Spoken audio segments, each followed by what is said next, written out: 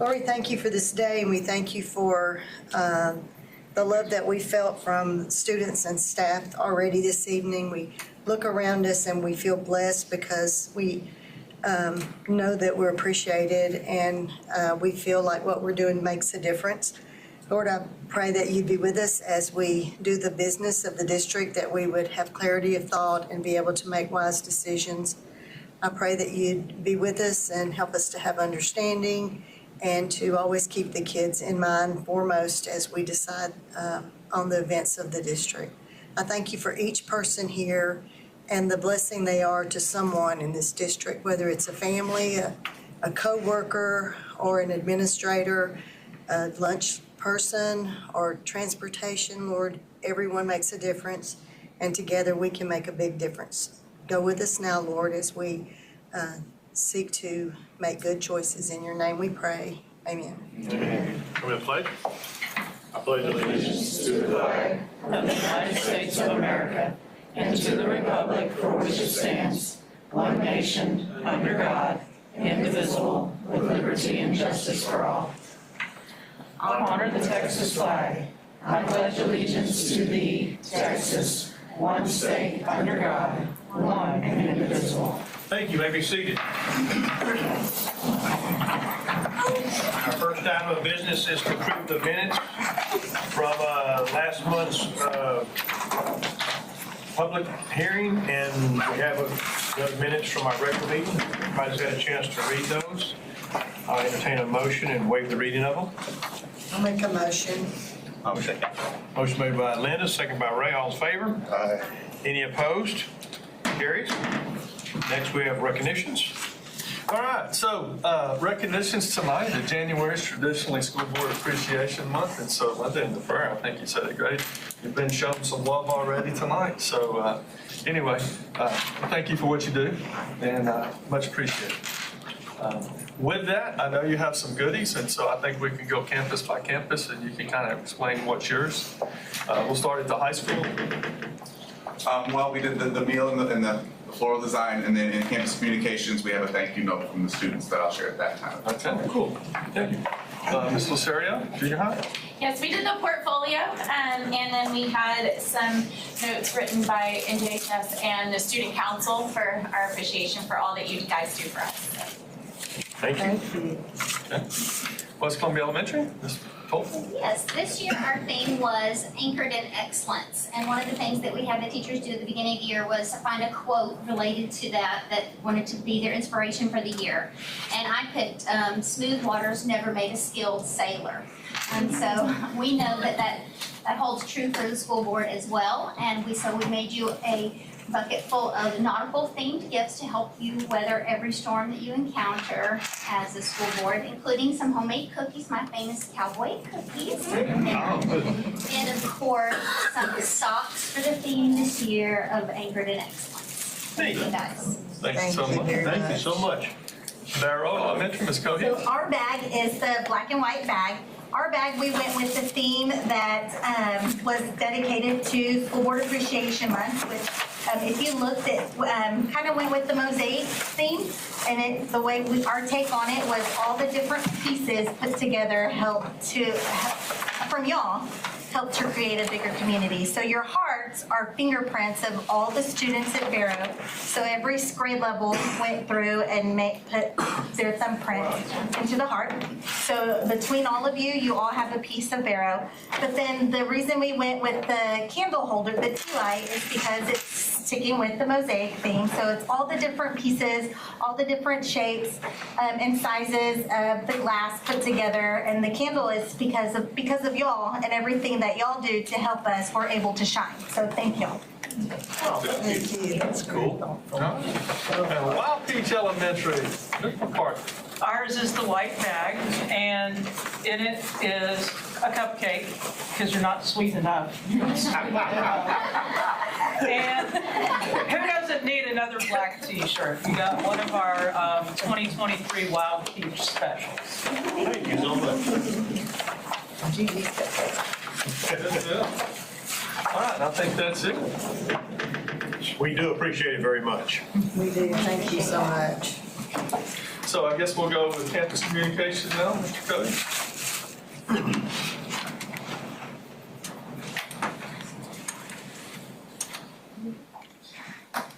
So who we have up first? Barrow. I'm not the end.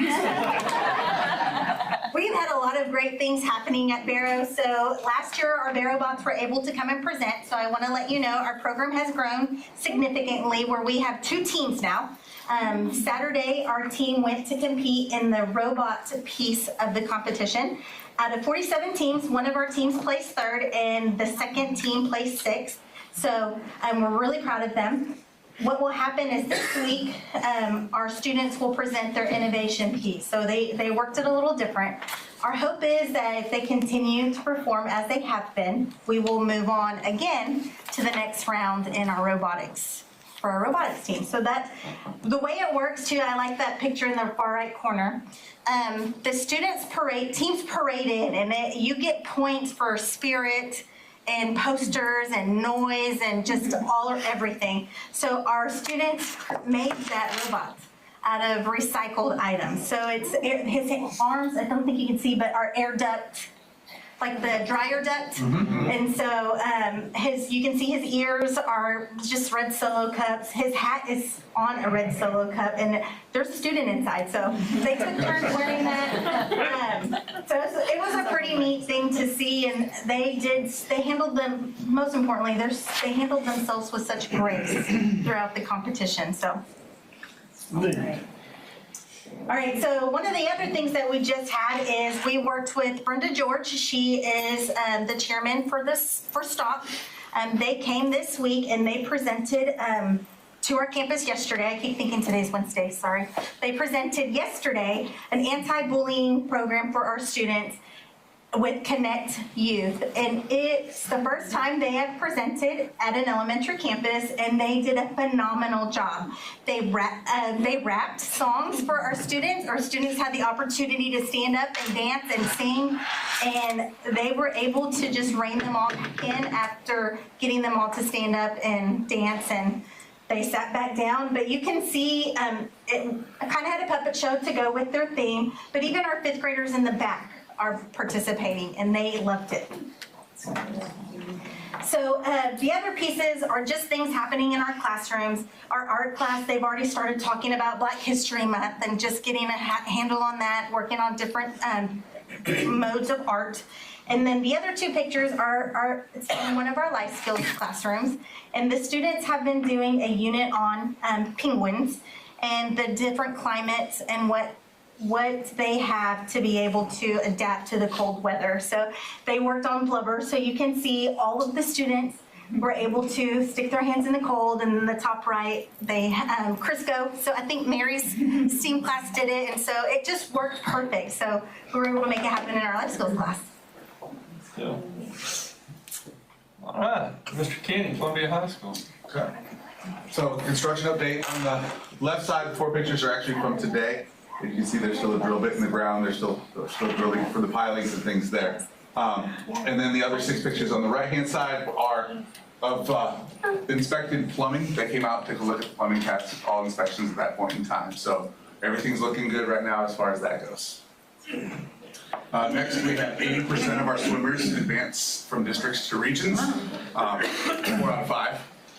But we had 2 3rd place finishes, 2 3rd place finishes, 2 4th place finishes, a 5th, a 6th, and a 2 11th. So they did really well. We've got Brian Cream in there coaching now, and he's really getting those kids going. So we're very proud of them for moving on. So like I said, 4 of them will be moving on to regionals on February 2nd. 3 of our students went to speech and debate competition in El Campo. Claire Bannert, she's my niece in case you were wondering, but she did well. She got 5th and 4th in her 2 competitions. Jordan Williams got 2nd and 6th, but we had Haley Swayze, I can't say it right, Swayze, is moving on past local, past district. So she's going into the division level conference at Lynn College. So it's kind of like a national competition, and she's moving on, so she's doing really, really well with that. Then we've got our choir went on, and our 3 students, Abby Head, Denny Hopkins, and Alex Stroud, all placed for choir in Belleville, Texas. So they're all state. Yeah, here's the video. The audio, for some reason, on the speakers overhead is not working. I have it as high as I can go on here right now.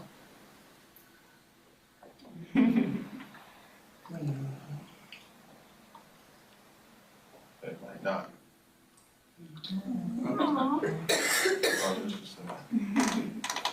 I'll do it this way.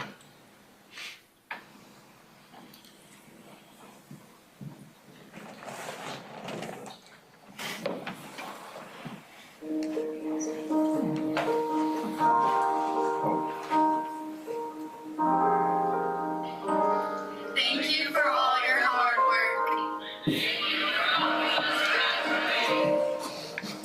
Thank you for helping us get a good education. Thank you for believing in us. Thank you for allowing me to have this great experience. Thank you for supporting our spirit group.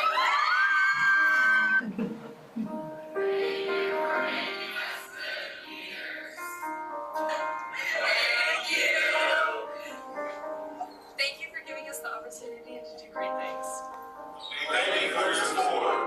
As student body president, I would like to extend a warm thank you for all the hard work you've done for the students and staff at Columbia High School. We truly appreciate all of your hard work.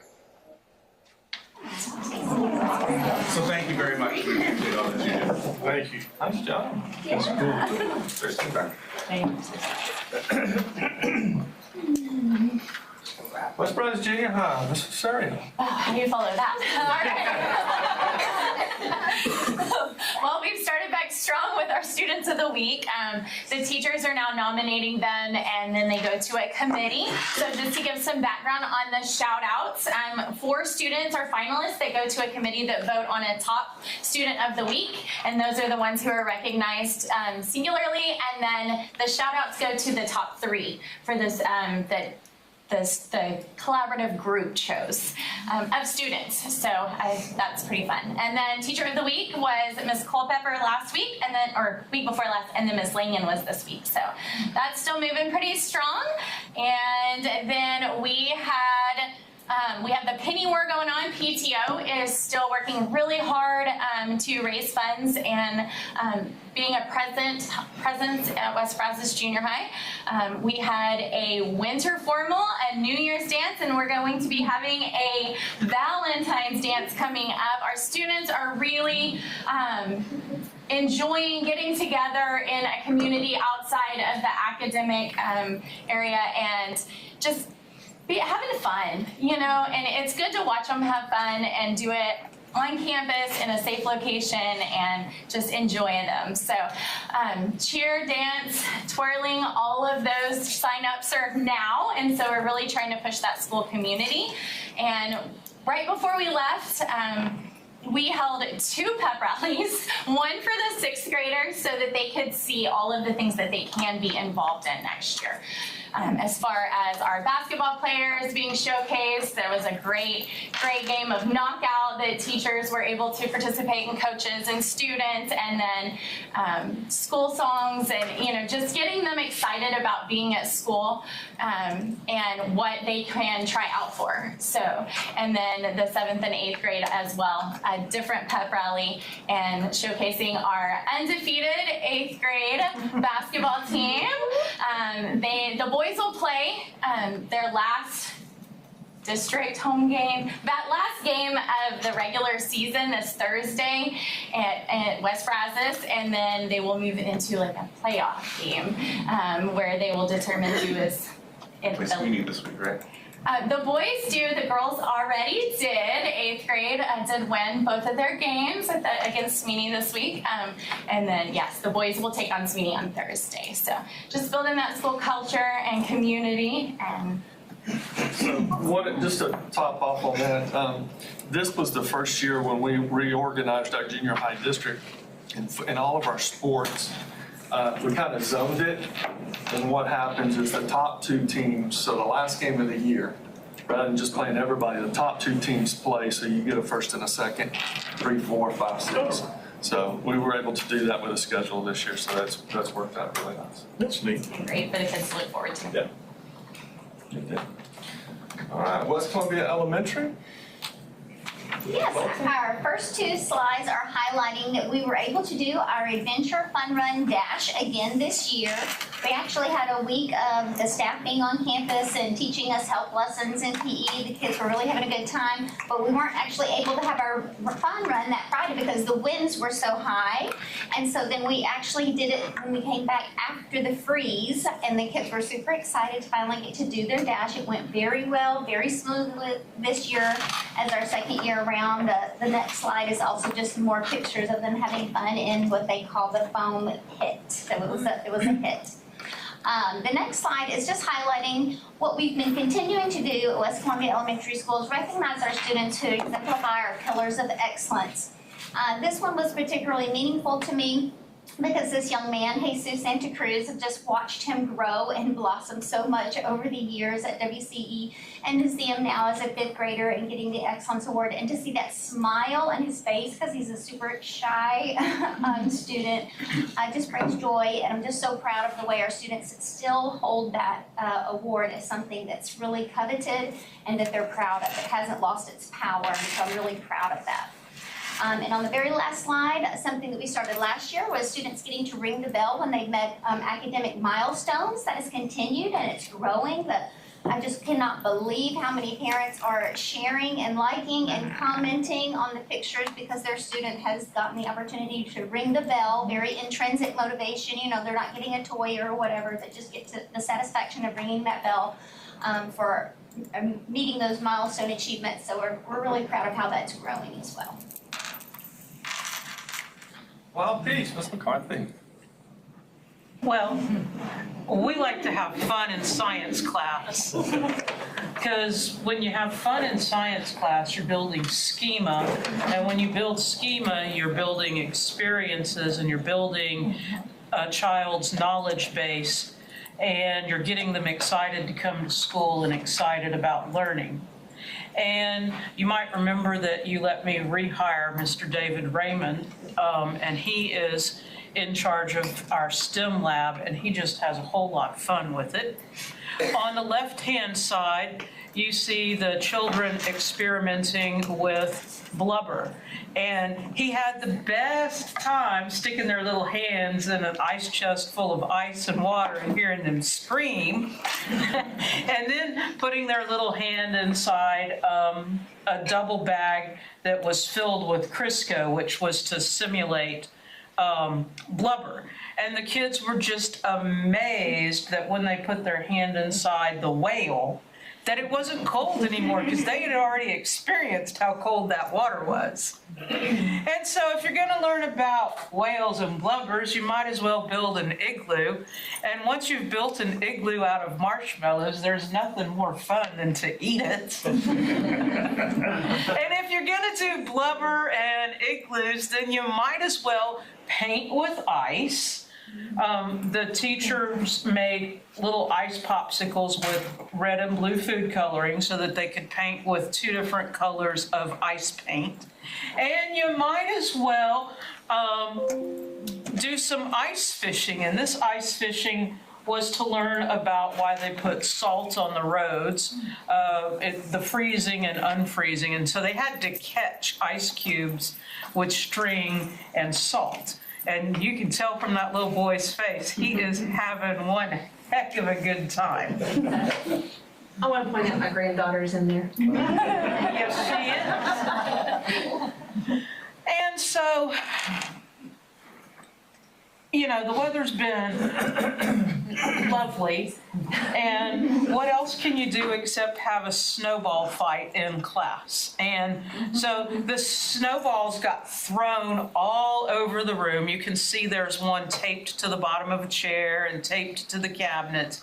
And the students had to go on a snowball hunt and find all of the snowballs. And these are pre-K students looking for their alphabet letters in the snowballs.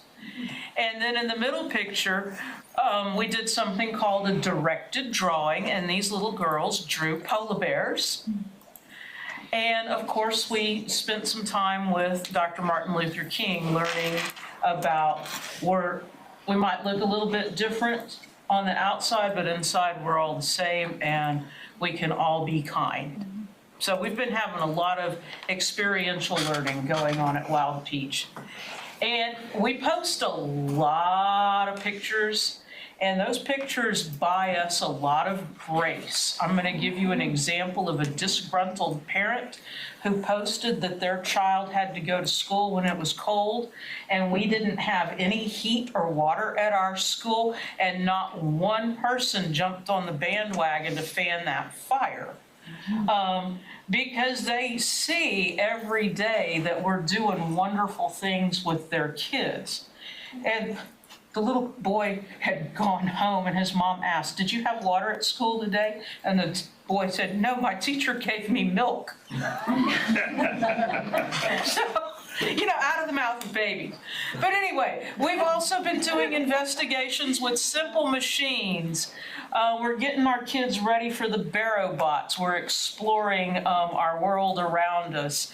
And in the top right-hand corner, the little boy has magnet blocks, and he's got one up his sleeve, and he has learned that magnets can work through your clothing. And if you can't see that smile, you need to see it.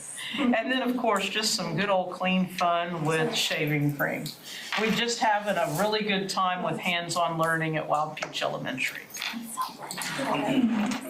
Neat. Thank y'all very much. Good, thanks, sir. Thank you very much. Next, do we have anybody sign up for Citizens to be Heard? Nobody there? Officer? Okay. Next, we go to reports. We're going to jump around a little bit. We're going to go to number 7. Do the property liability coverage for 24-25. Start y'all right off. We have the group here to present some of the options that they came up with.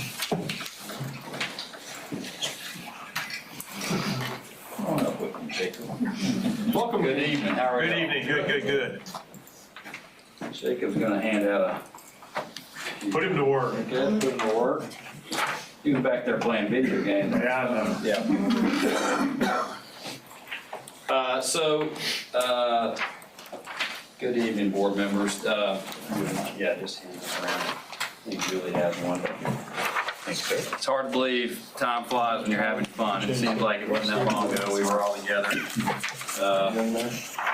talking about insurance renewal options, and fortunately, as we move into 2024, the insurance industry seems to be stabilizing a little bit for us, at least for larger building owners. I'm sure those of you that have homeowners insurance are not feeling that yet. I certainly didn't when I got my renewal last month. But for larger building owners, there seems to be a little bit more capacity in the global insurance marketplace to try to fill in the gaps. And so as we do each year, we conduct a process that involves all the domestic and global insurance carriers to try to piece together a complete program for the school district. That usually involves 60 to 70 carriers. And so what we have before you tonight are probably the most 5 compelling options to consider. And they differ in 2 ways. One is in policy loss limit, which is a per occurrence limit. You can have multiple occurrences in a given year. And then also we looked at different deductibles. Didn't really see much savings playing with the deductibles, but did see savings or increased cost adjusting the policy limits. So we start on the far left-hand side of the exhibit. We see our current program, which is the expiring 23-24 program. And then we have various options to the right of that, depending on the loss limit that we desire this year. So what option 1 is really a mirror of the current plan that we all agreed to last year. We spent a lot of time going through the schedule of values and making adjustments to that and looking at different options. Option 2 is a little bit different. It's got a little bit higher deductible, going from $25,000 to $50,000. And then option 3 takes the deductible even higher. But you'll notice there on the premium line, it's not really moving the needle much to adjust that premium. And remember, that's the deductible that would apply if we have a fire or a freeze that bust a pipe or something like that. So not sure that adjusting the deductible warrants the small savings that we're able to achieve there. But then option 4 and 5 is where we change the occurrence limit, the coverage limit for each event we have. And you can see we do save a little bit of money lowering from a $25 million to a $20 million limit. And then we spend, another $80,000 increasing our limit by $5 million. So is $80,000 a good use of funds to increase our limit by $5 million? That's a tough call. I will say that, our philosophy is when insurance is inexpensive, we buy more of it. When it's more expensive, we buy less of it. We retain more risk. Right now, we're still at a pretty historically high level for insurance rates and cost. And so, our advice to the district is probably to retain more risk this year than it has historically. And so that would mean either looking at option 1, which is your current plan, which has us taking a historically higher deductible than we usually do, or option 4, which would be lowering our loss limit from $25 to $20 million. Again, the savings there is a $40,000 savings to lower our loss limit. Is it worth giving up $5 million for $40,000? These are, we won't know till this time next year, unfortunately. There's no crystal ball, but those are the options to consider, and we wanted to present them to you. So we're looking at a February board approval, correct? Is that what we're looking at? Yes. What's the crime total premium at the bottom down there? So crime insurance is a separate policy, and the district has carried that coverage for the most part for many years. And that's what that premium is. So that's in addition to this premium there in the middle of the page. Is that like if someone breaks in? Or? It is a loss, it's a theft of money or securities. So it's not a damage to your building. That's covered by property insurance. Crime insurance, and you're right, it's kind of confusing. Sounds like it covers any crime. It's only a financial loss.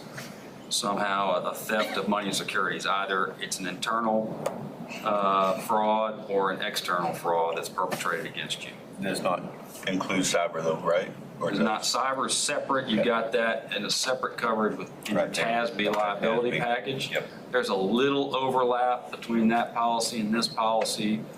That policy is really designed to be more related to some type of a ransomware attack, or even what's called a social engineering attack, where a third party hacks into one of your vendors' email servers, learns how to mimic communication between the district and the vendor, and then they send you a fraudulent invoice and you pay it because it looks legitimate. Okay. My understanding is the district has a very robust policy about callbacks and verifying payments before they're made, and certainly we encourage all districts and employers to be very vigilant about payments, particularly larger payments, because there's just a lot of fraud going on in that world. Okay. So is there only one carrier? Was there? So this year, again, there's one program. This carrier actually has this program called AmRisk actually has 11 different insurance carriers that participate in the program. When we looked at alternative programs, again, of that 60 to 70 carriers, probably 20 of them would want to come together and syndicate a complete program to try to mirror this, but that is not as efficiently priced as this program. So this program remains the most efficiently priced program. That could change, right? This is a year-to-year thing. where these carriers are changing their appetites about what they want to write, how much they want to write. So we have to look at this every year to determine at that moment who's the most competitive and what's the So most you competitive. chose the carrier. Well, this is the carrier that's presented the most competitive program. I mean, these are options under that same carrier. Under that same carrier, that's right. So you chose the carrier. That's right, we did. We're putting before you the most competitive options that came in. So you looked at the other ones too to see if they were, and you just Yes. based off of other I guess we're bids used, I'm that used you've to made? seeing that. Yes, and I have a copy of that exhibit that I will supply to you all after the meeting. But yeah, it summarizes all the different carriers that participated. Okay. And this was the same as last year when we went through our insurance little committee we had. They were. Oh, do you have a committee this year too? No, this was last year when we went Yeah, through I think their you did whole. last year. Yeah. So. And again, TASB would not offer coverage. Obviously, we go to them every year, but the self-insurance pools are really not in a position to offer coverage right now to coastal entities. So we're stuck with the more traditional insurance carriers, Lloyd's of London and AIG and Chubb and folks like that. Berkshire Hathaway participated, Warren Buffett's company, et cetera. Okay. Yeah, if you'll give her a copy and she can send us out and we can look at that, and Absolutely. we'll make a decision next month. Sounds great. Absolutely. Thank you.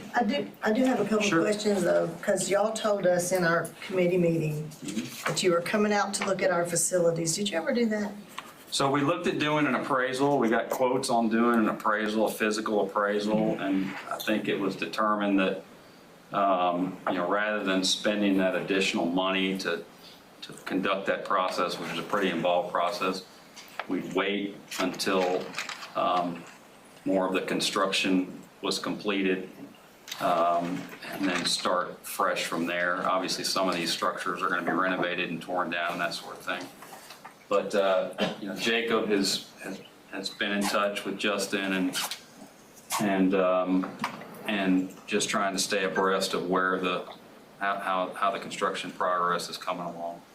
This was prior to construction. That was a year ago. Yes. And you told us that you would come, walk those roofs, check the floor, check the concrete for risk and all that. And did you ever do that? Yes, there was a loss prevention inspection conducted at a couple of the locations, but what we're talking about and what we were talking about in that meeting was actually conducting a full-blown appraisal, which is to have square footage measured. That wasn't the wording that you used. What's that? That wasn't the wording that you used. The appraisal? Yeah.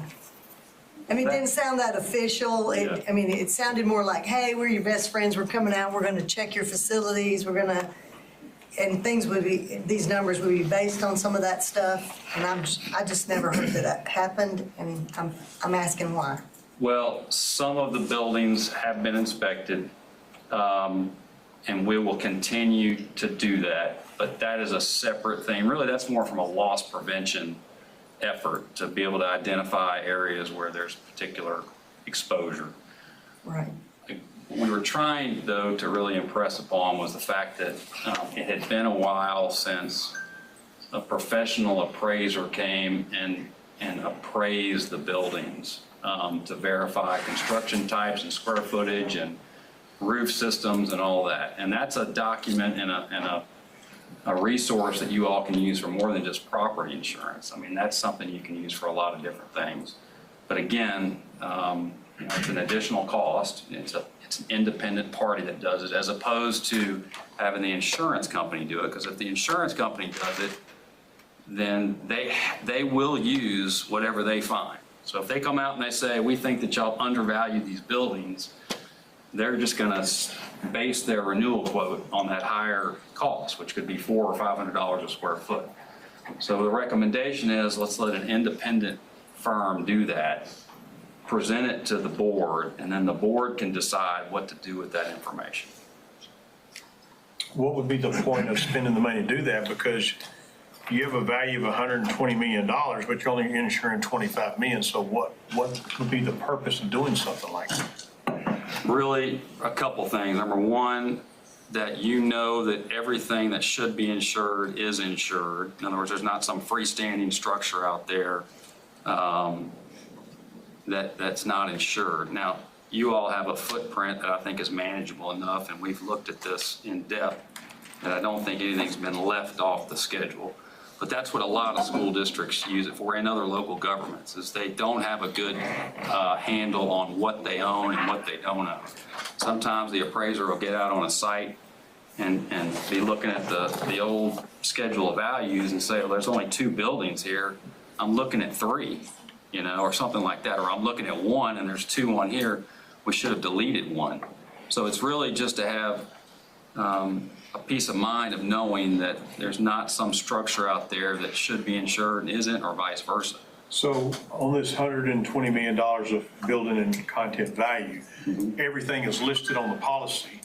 We have $25 million worth of coverage. So if something happens in there, it has to be on the list to qualify under the 25. Is that right? Exactly Is that what right. we're talking about? That's Okay. exactly right. If a tornado comes through, like we had a couple weeks ago nearby, the insurance company is coming out with that statement of values in hand, and if it's not on there, they're not covering it.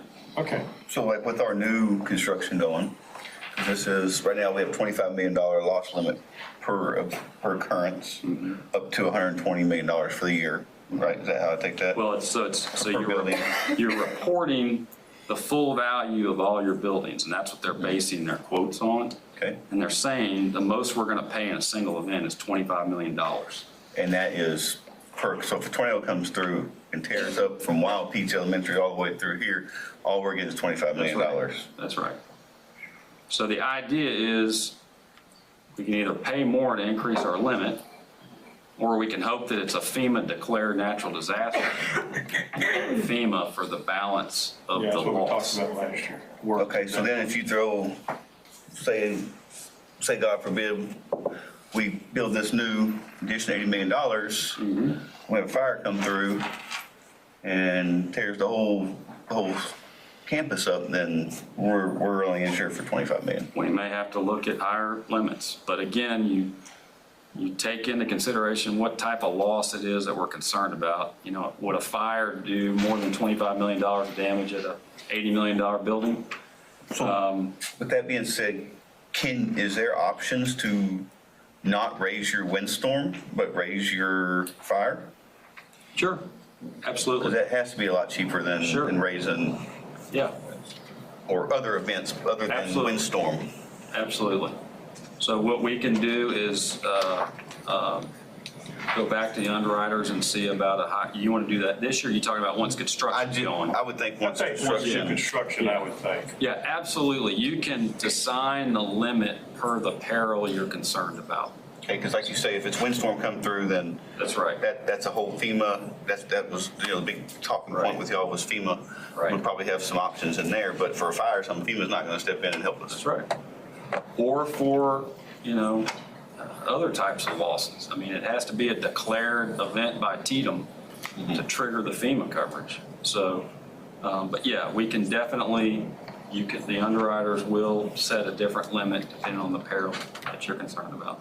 And I guess next year when we look at that, I guess y'all should have some statistics that based off of fires in other districts. I mean, with fire suppression and everything else that goes into code now, I understand what you're saying. More than likely, you're not going to have a total loss of that.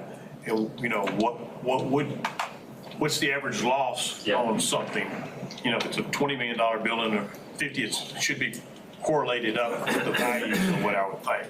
Sure, absolutely. So we can look at that. So we can look at what our fire protection is on that building versus what they suspect as a loss on a new building like that to come up. And surely the newer construction stuff, probably insurance company looks at that with the new fire suppression system and stuff. The quote should be less on the newer stuff. Yes. They do consider that. I will say, however, anecdotally, it seems like those sprinkler systems have caused more damage than they prevent. I know, you're right. So I'll leave that for y'all to debate as you're designing these new schools. But we, after this last week with the freeze, I mean, there's lots of damage caused by those systems. And they're designed to to release water. And so it's hard to really safeguard, a limitation on water flow with a sprinkler system. True. Good deal. Any other questions? Come, you can. Yeah, I want to clarify. So Okay. what is a building damage prevention inspection? So this is when an actual loss prevention inspector comes out, walks the facility and tries to identify openings in the structure, or other types of exposures that are going to lead to a loss or worsen a loss. If we have a hailstorm or windstorm or fire or something like that, they're looking for those types of perils and problems in the building. So that was what you said you would do that. Yes. We did that, or did that happen? They did that on a few buildings this year, and I'll get back with you on exactly where that stands. That's out of my particular area, but I will find out what the status is. We made a big change last year. Yes, And we went on your word, yes. and some things were promised that I want to make sure happened, and I don't Absolutely. think they happened. So what about this? If we are selected as your broker, we look forward to bringing underwriting managers from around the world to tour your facilities and hear the CBISD story directly. I mean, we offer that to them. If they Who are want you to take us offering up this on to? that, to the different underwriters on this list. I mean, one of them, I thought you meant somebody here. Yeah. I'm just clarifying. I'm like, Yeah. who said no? No. We offer it to them. They're busy people too. They've got a lot that they're underwriting, especially right now. I mean, there's scarcity of carriers and underwriters, so trying to get them interested in that is not easy, but, You make promises to me, and I take you serious. Sure, absolutely. We voted for your company because of these promises. So I'd like to see some action, boys, You got action. Thank you. You got it. The other thing we don't want to do is bring them on campus to see something that might be adverse, Right.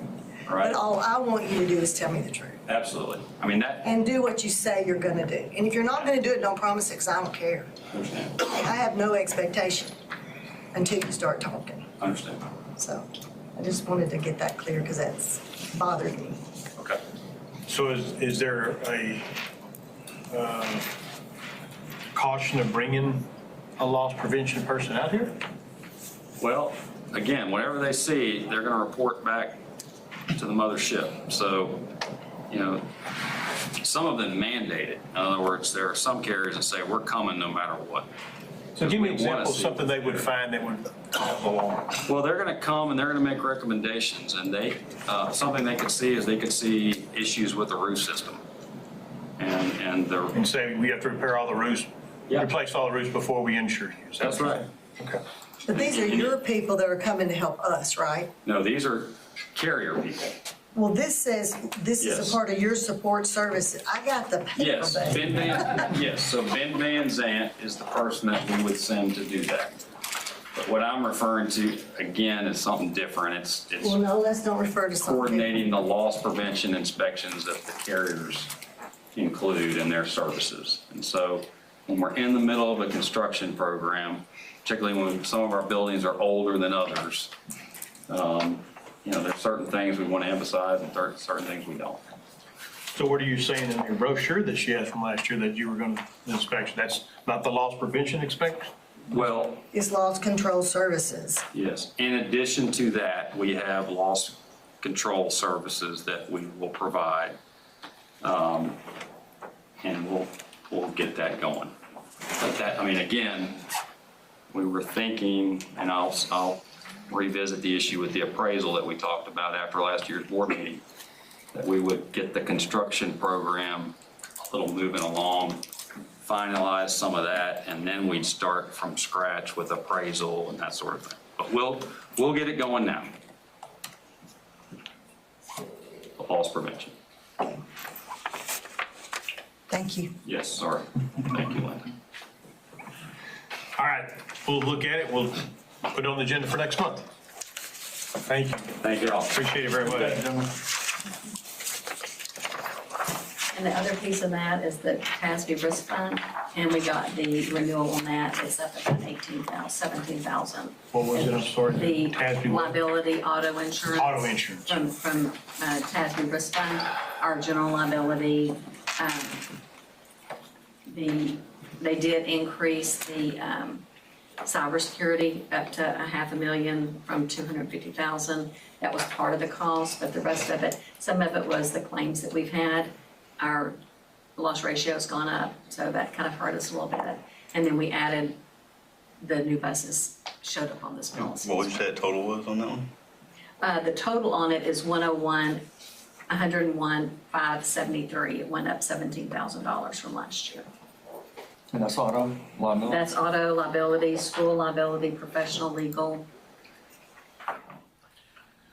So when Ray did his presentation on transportation, we had X amount of buses, and there were some of them that he was getting fixed or whatever.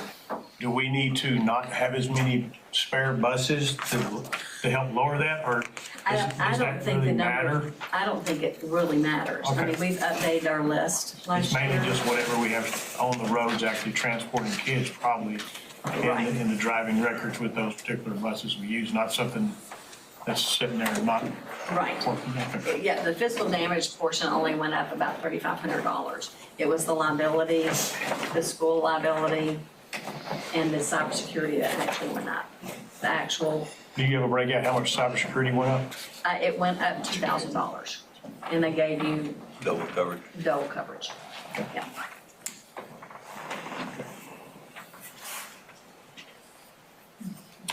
Any other questions, comments? Okay. We're going to go up to number 1, to the maintenance report.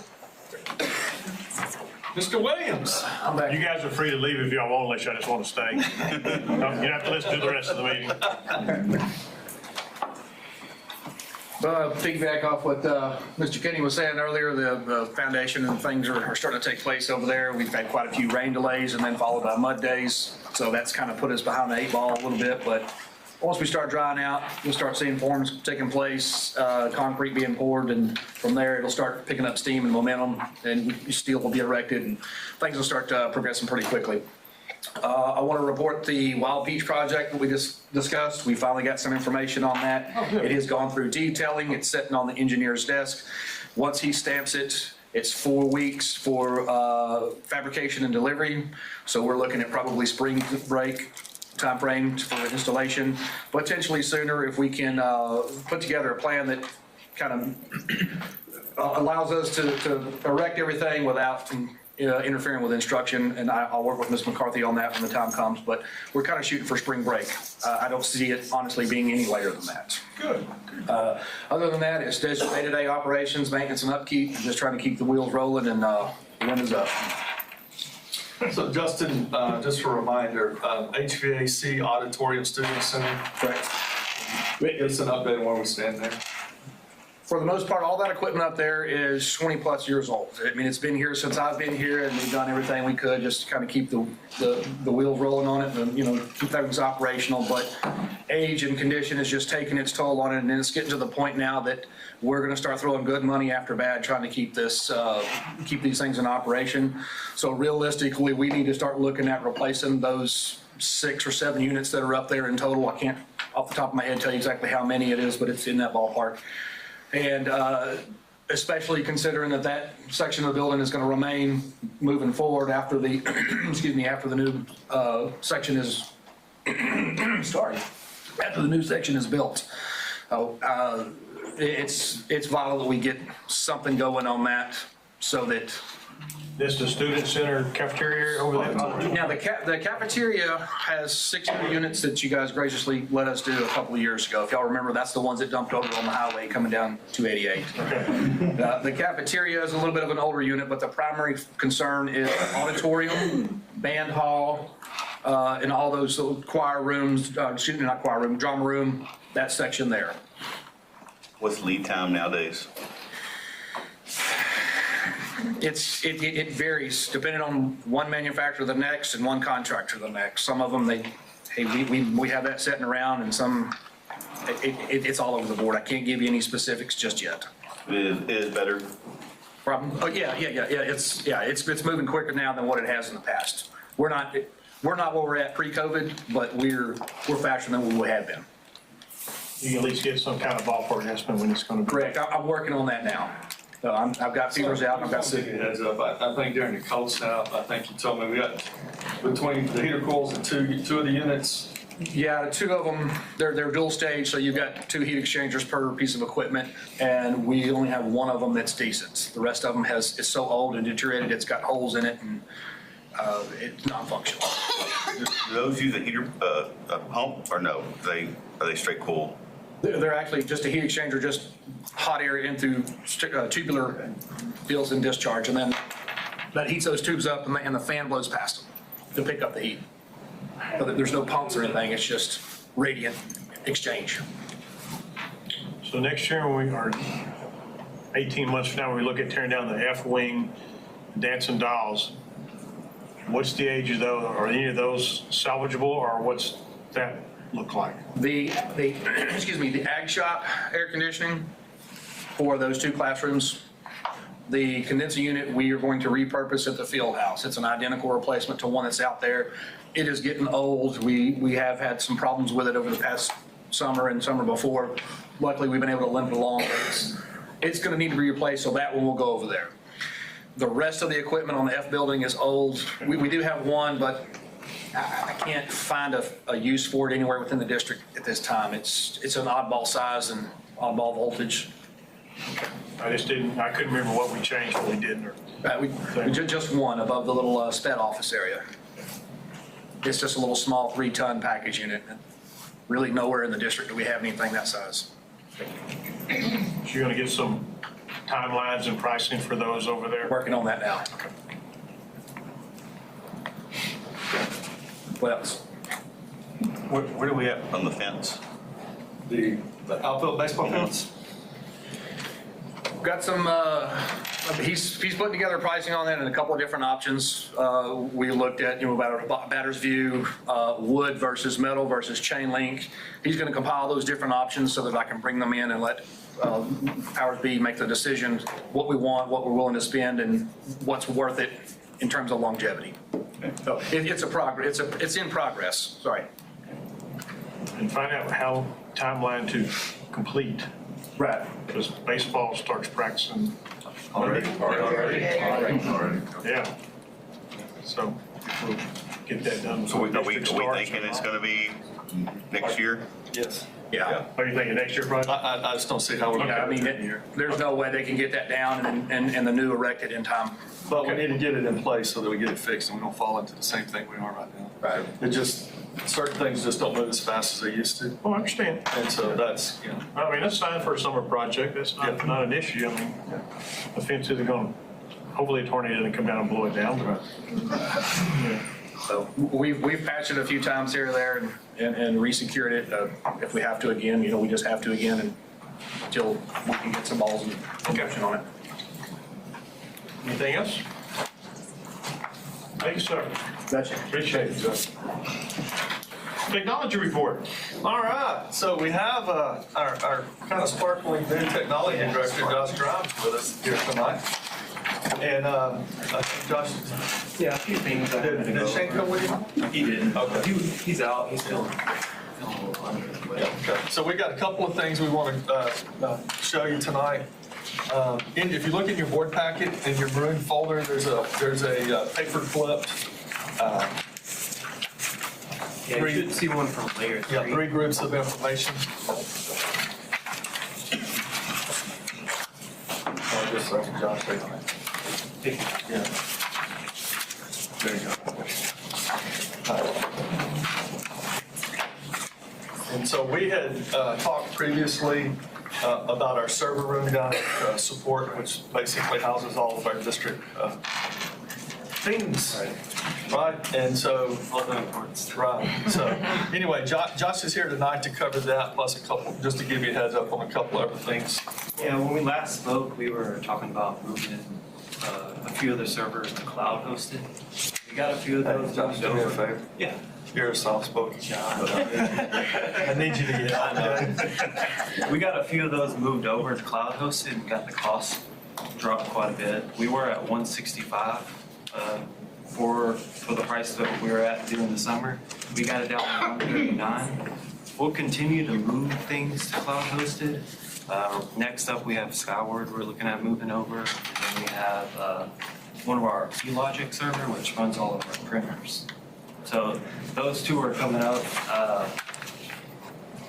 But the main thing that we're looking at right now is getting this done just because our domain controllers, it's what runs all the users' accounts, and they're not compatible anymore to move to the new Azure, which is Active Directory. And what happens is when someone goes to connect to the Wi-Fi, it pings that, and it doesn't allow anyone from the outside connecting to our networks. And with that not being updated, we could run into issues of connectivity issues and things like that. So that was one of my main concern about getting this updated as soon as possible. But we've had this server for around 8 years, so maybe a little longer than that. I'm not 100% sure when it was installed, but it's definitely time to get it upgraded. And keeping this in place could also make us vulnerable to cybersecurity attacks, things like that. The longer it's out, the easier it is for someone to gain access to it, just because the updates aren't being run patched. So did you give us 3 bids? Is that what this is? No, so if you look at page 1 and 2, you're going to see this is the total equipment cost, which is about $138. And that's all the hardware and everything. And then page 1 through 6, the other that's attached to it, that is the monitoring service. So what that does, it'll monitor everything that's going on in our environment. If a fan goes out, if a server's, been breached, it'll notify us immediately, and they'll get on it at all hours of the day.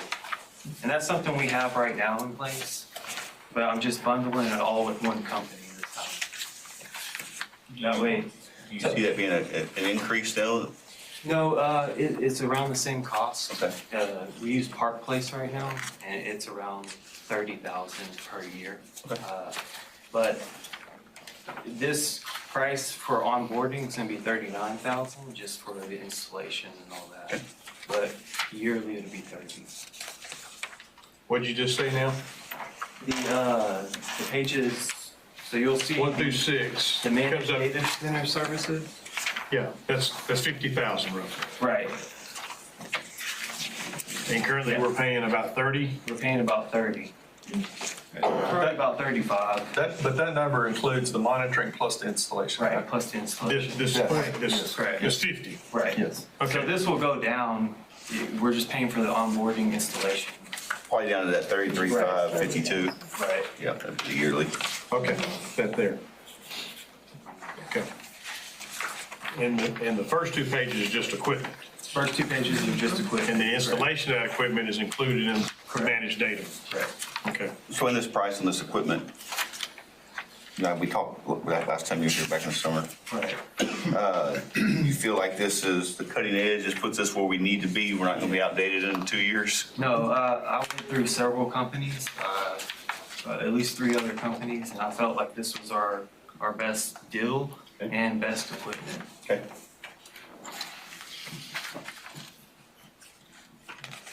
So not trying to put you on the spot, but on the equipment, under services, it has $10,000 for data center installation. That's for the equipment installed.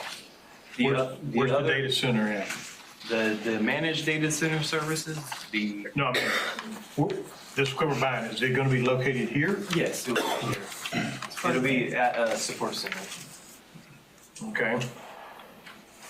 Yeah, So you got a hardware install and a software install. Right, correct. Right? Yeah, Oh, yeah. okay, that's what, Yeah. okay. Yeah. So the managed services is for the installing of the hardware. programs Yeah, Managed data. programs and then for the that. hardware And installed. then, okay, okay. Yeah, because they'll have to install all the softwares to monitor, right, to communicate it and monitor everything. And then on our support stuff on here, there's 3 different supports. We're paying for getting all of those? Right. So each one is for a different type of equipment or something? Is that? Yeah, each equipment that they have in there, so we have like Dell Ecologics, which will run each server. So we'll have 3 of those.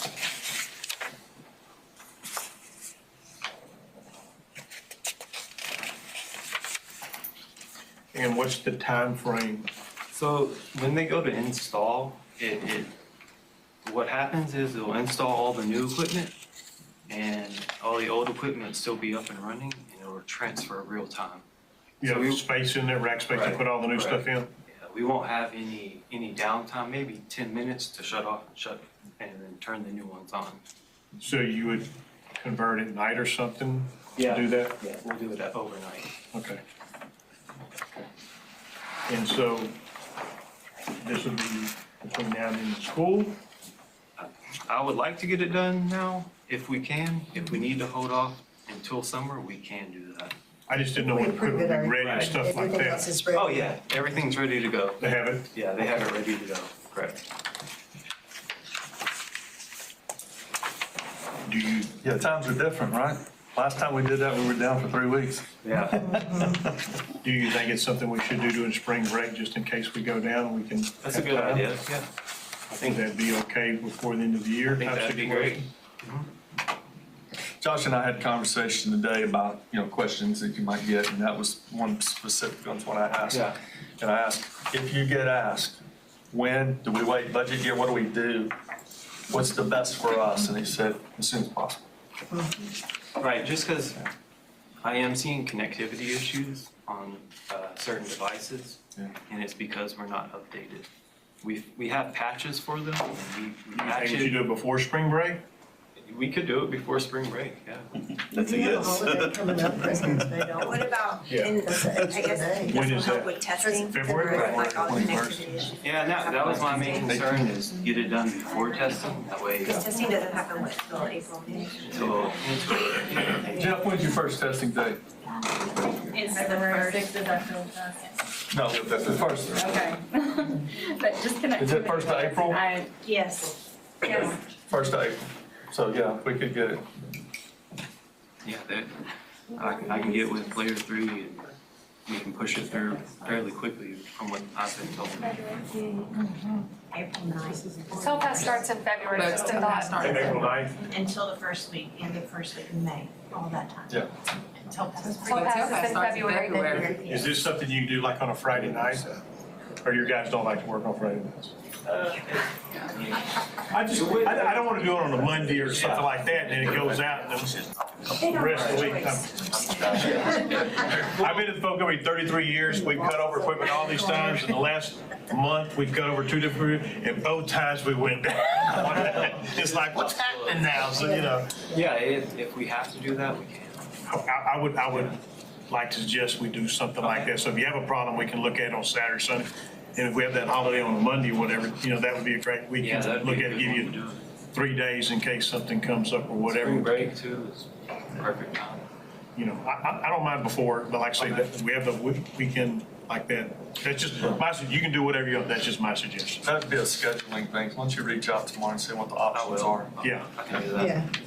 And if they can't be ready then maybe wait till spring break or something like that. If you don't mind, that's. No, I don't mind at all. It's just, it's under. I'll be happy once we get it all. Is What's this the an other action 2 item? things? So, An action item? no, this is not an action item. This is the same thing. This is a iBoard type thing, so the competitive bidding's already taken care of. So, but what we do is that once we instigate this, then we'll bring it back to you for official approval in the board meeting, just because whenever we spend that much money, we want it to, we'll go on record, open and honest and go on record. Right. What's the event network and Waypoint? So Waypoint, so our Chromebooks here, this can wait till, I just want to throw it out there. Oh, okay. Get ahead of the. This is a whole different thing. then. Right. Oh, okay. Oh, this has nothing to do with service. No, nothing to do with the servers. So if we want to move on, we can. Yes. So right now, pre-K through second grade in rotation, we have the Dell Chromebooks 3120s, and they've been in rotation since 2015, and they went into life in 2022. So we really need to replace those because the apps that those grade levels used for testing are no longer going to be compatible starting next year. So we can wait till July, do budget year, and do it then. But we have 695 of those in rotation right now. I was requesting around 850 just because we have new students that come, and then we have, some get broke. We just need a little bit of extra on hand just in case. But my plan was the Chromebooks at the junior high. I'm looking at taking those Chromebooks and giving them to the pre-K through second grade, and then giving the new ones to the junior high, just because they do the STAR testing and everything. And that's kind of how we've rotated it in the past. We make sure all the STAR test Chromebooks are the newest ones, and once we get those in place, we're good till 2032. So we have a Till 2032? 2032. What about the junior high ones?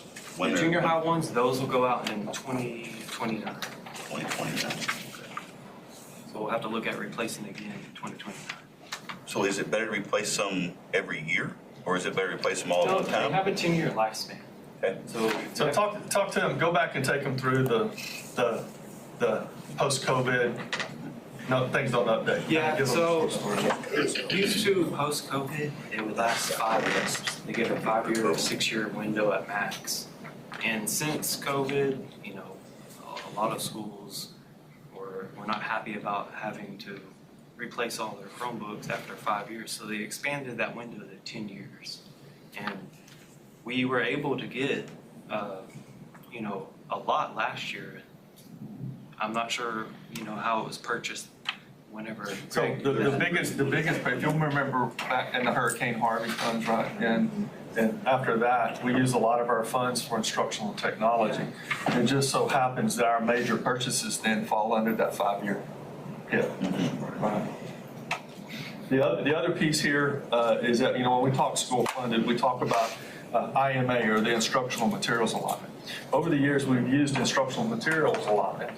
It doesn't come in as a funds and budgeted, but it's it's money from the state that they give you for instructional supplies.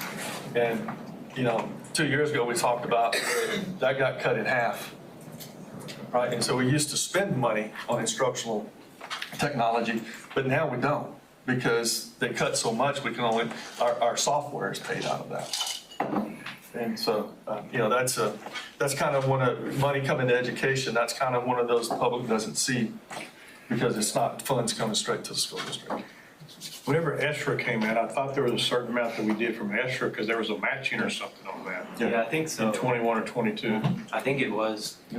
For next meeting, can you give us a breakdown of what we spent on computers over the last few years?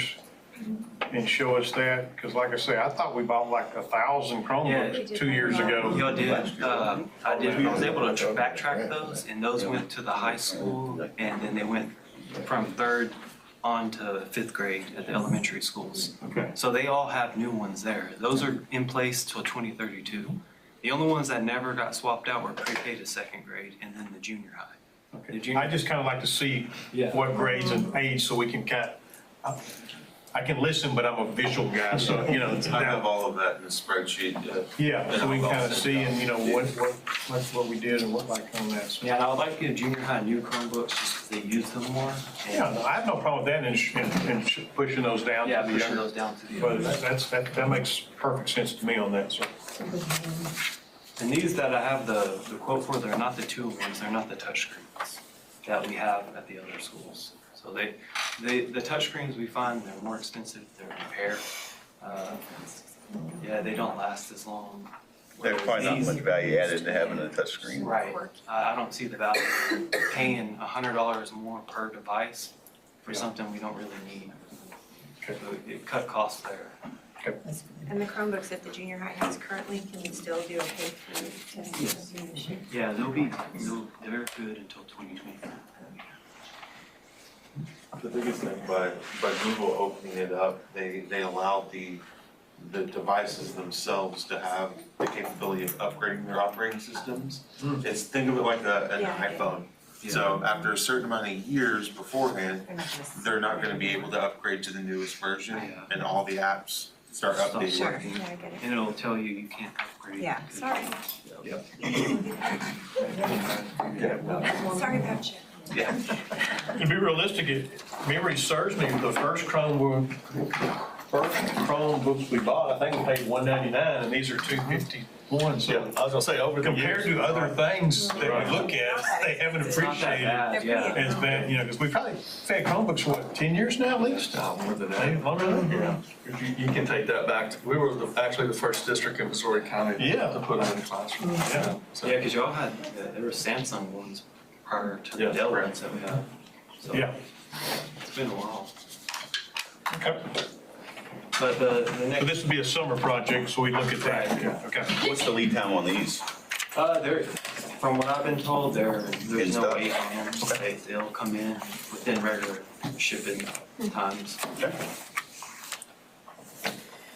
And then my last thing here, this is E-rate approved.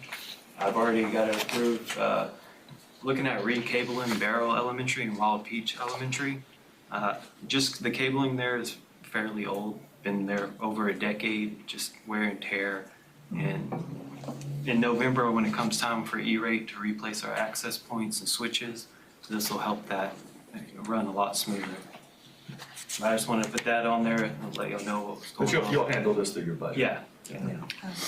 But this is all E-rate. What kind of they're gonna refund what, 80%? 80%, yeah. Great. Is that a summer project? That's a summer project. That'll be in July. Okay.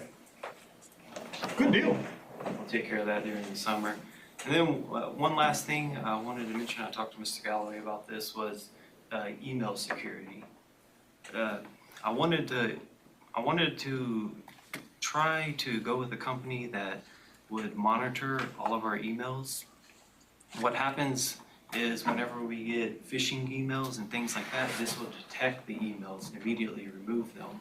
It'll also detect if, let's say you're talking to a company and you're talking to this person for a little bit and then their email, right. So if they send you emails and they change something slightly and it's someone else emailing you, you can't really tell what's happening there. This will auto-detect it and quarantine it and warn you that this isn't the person that you've been talking to. I think it would be beneficial to put on administration computers just to prevent any type of, them trying to get you to pay them or buy stuff from them. Would that be something you house on your servers to monitor? Is that through? It's through the managed service outside? It's a managed service outside. It roughly, from the quote I got from it, was $150, $150 per month for around 50 devices. How many devices do we? Yeah, it's around $3, $4 per device. How many devices do you think you need to monitor? I would say around 50. Okay. Yeah. Do they carry any liability if there's a failure? That's a good question. I'll inquire about that. I'm not 100%. It's something I just started looking into. We're constantly monitoring emails also, but it is a lot for us to dig through everyone's emails all the time. And there's a lot of phishing, a lot out there nowadays. And I think this would help us And it's out. improving in the way it looks and the way it is every day. Yeah, because It's someone not the can old email you. credit think junk you're that you can talking pick to- up misspelled words, Yeah. fonts and everything else very We're quickly. talking minimal money. That's very cheap. Yeah, if it's something y'all would like me to go through with. I think you should, but I think you should also look and see if there's some kind of group, Yeah. you know what I mean? I'm in the early If it exceeds a stages certain checking number, in they on it. give you a group price instead of an individual. Okay. See if there's something along those Yeah, I can lines. do that. But we could do all staff. Yeah. You can find out about failure, like what happens if there's a failure. There's a failure. They're How gonna take many responsibility or, administration and staff do you think there is? Good question. Quite a few. 500? About 500, yeah, I know there's. Yeah, staff-wise, but you're talking 200 teachers, Yeah, another 100 in others, right. you know, so, yeah, our maintenance guys don't have a computer, Justin does. Cafeteria, you know, there's Yeah, certain I'm sure computers we have to look at. I'm sure there's certain quantities you Yeah. can choose from. But Yeah. Just get some. I'll get some more numbers on it. I'll do complete staff and then. Yeah, break out what you think Yeah, and break out this, what- that, or whatever. We'll look at that. That'll help out on a lot of the phishing emails that come through. that's good. Let you sleep a little better at night, that you. Yeah. Didn't go through. I'm constantly seeing those. Good deal. That's all I have for y'all to do. Okay. Thank you. Thank you, Josh. Appreciate your time. Very Thank good you. job. Thank you for all y'all doing. Good job. Thank you.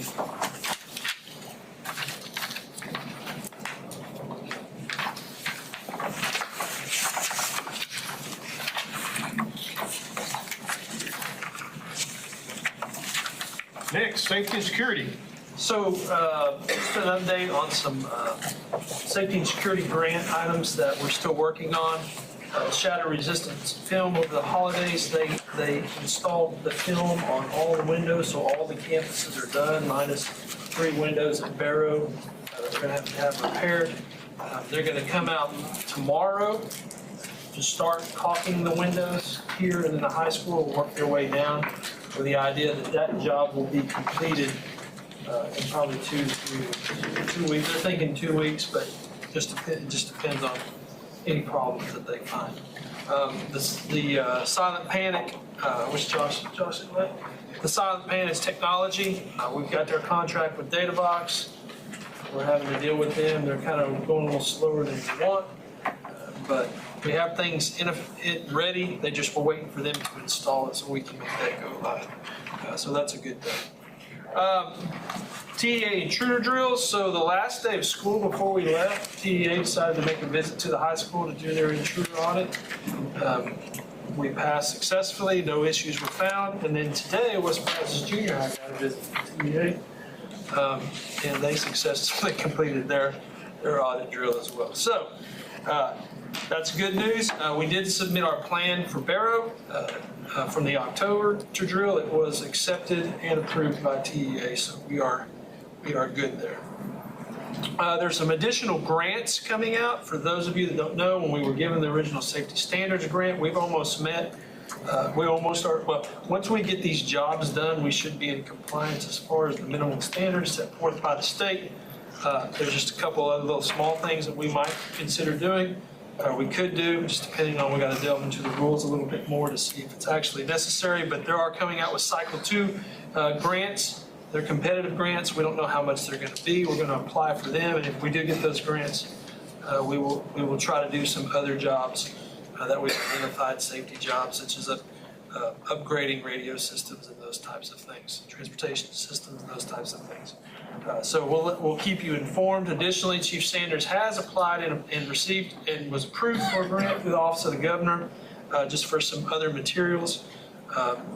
Couldn't tell you exactly what they are because he just told me it was a materials grant. Did he tell you specifically what it was? I thought it was the shields. Shields, additional shields and things of that nature. Not just- Fitted, and James might Yeah. can tell you, it's rather, with the old Yeah. ones we had were kind of the blankets, the big ones, and supposedly, you get them fitted. Right. Yeah. They're upgrading all of them. They're getting rid of all the other stuff, so just new stuff.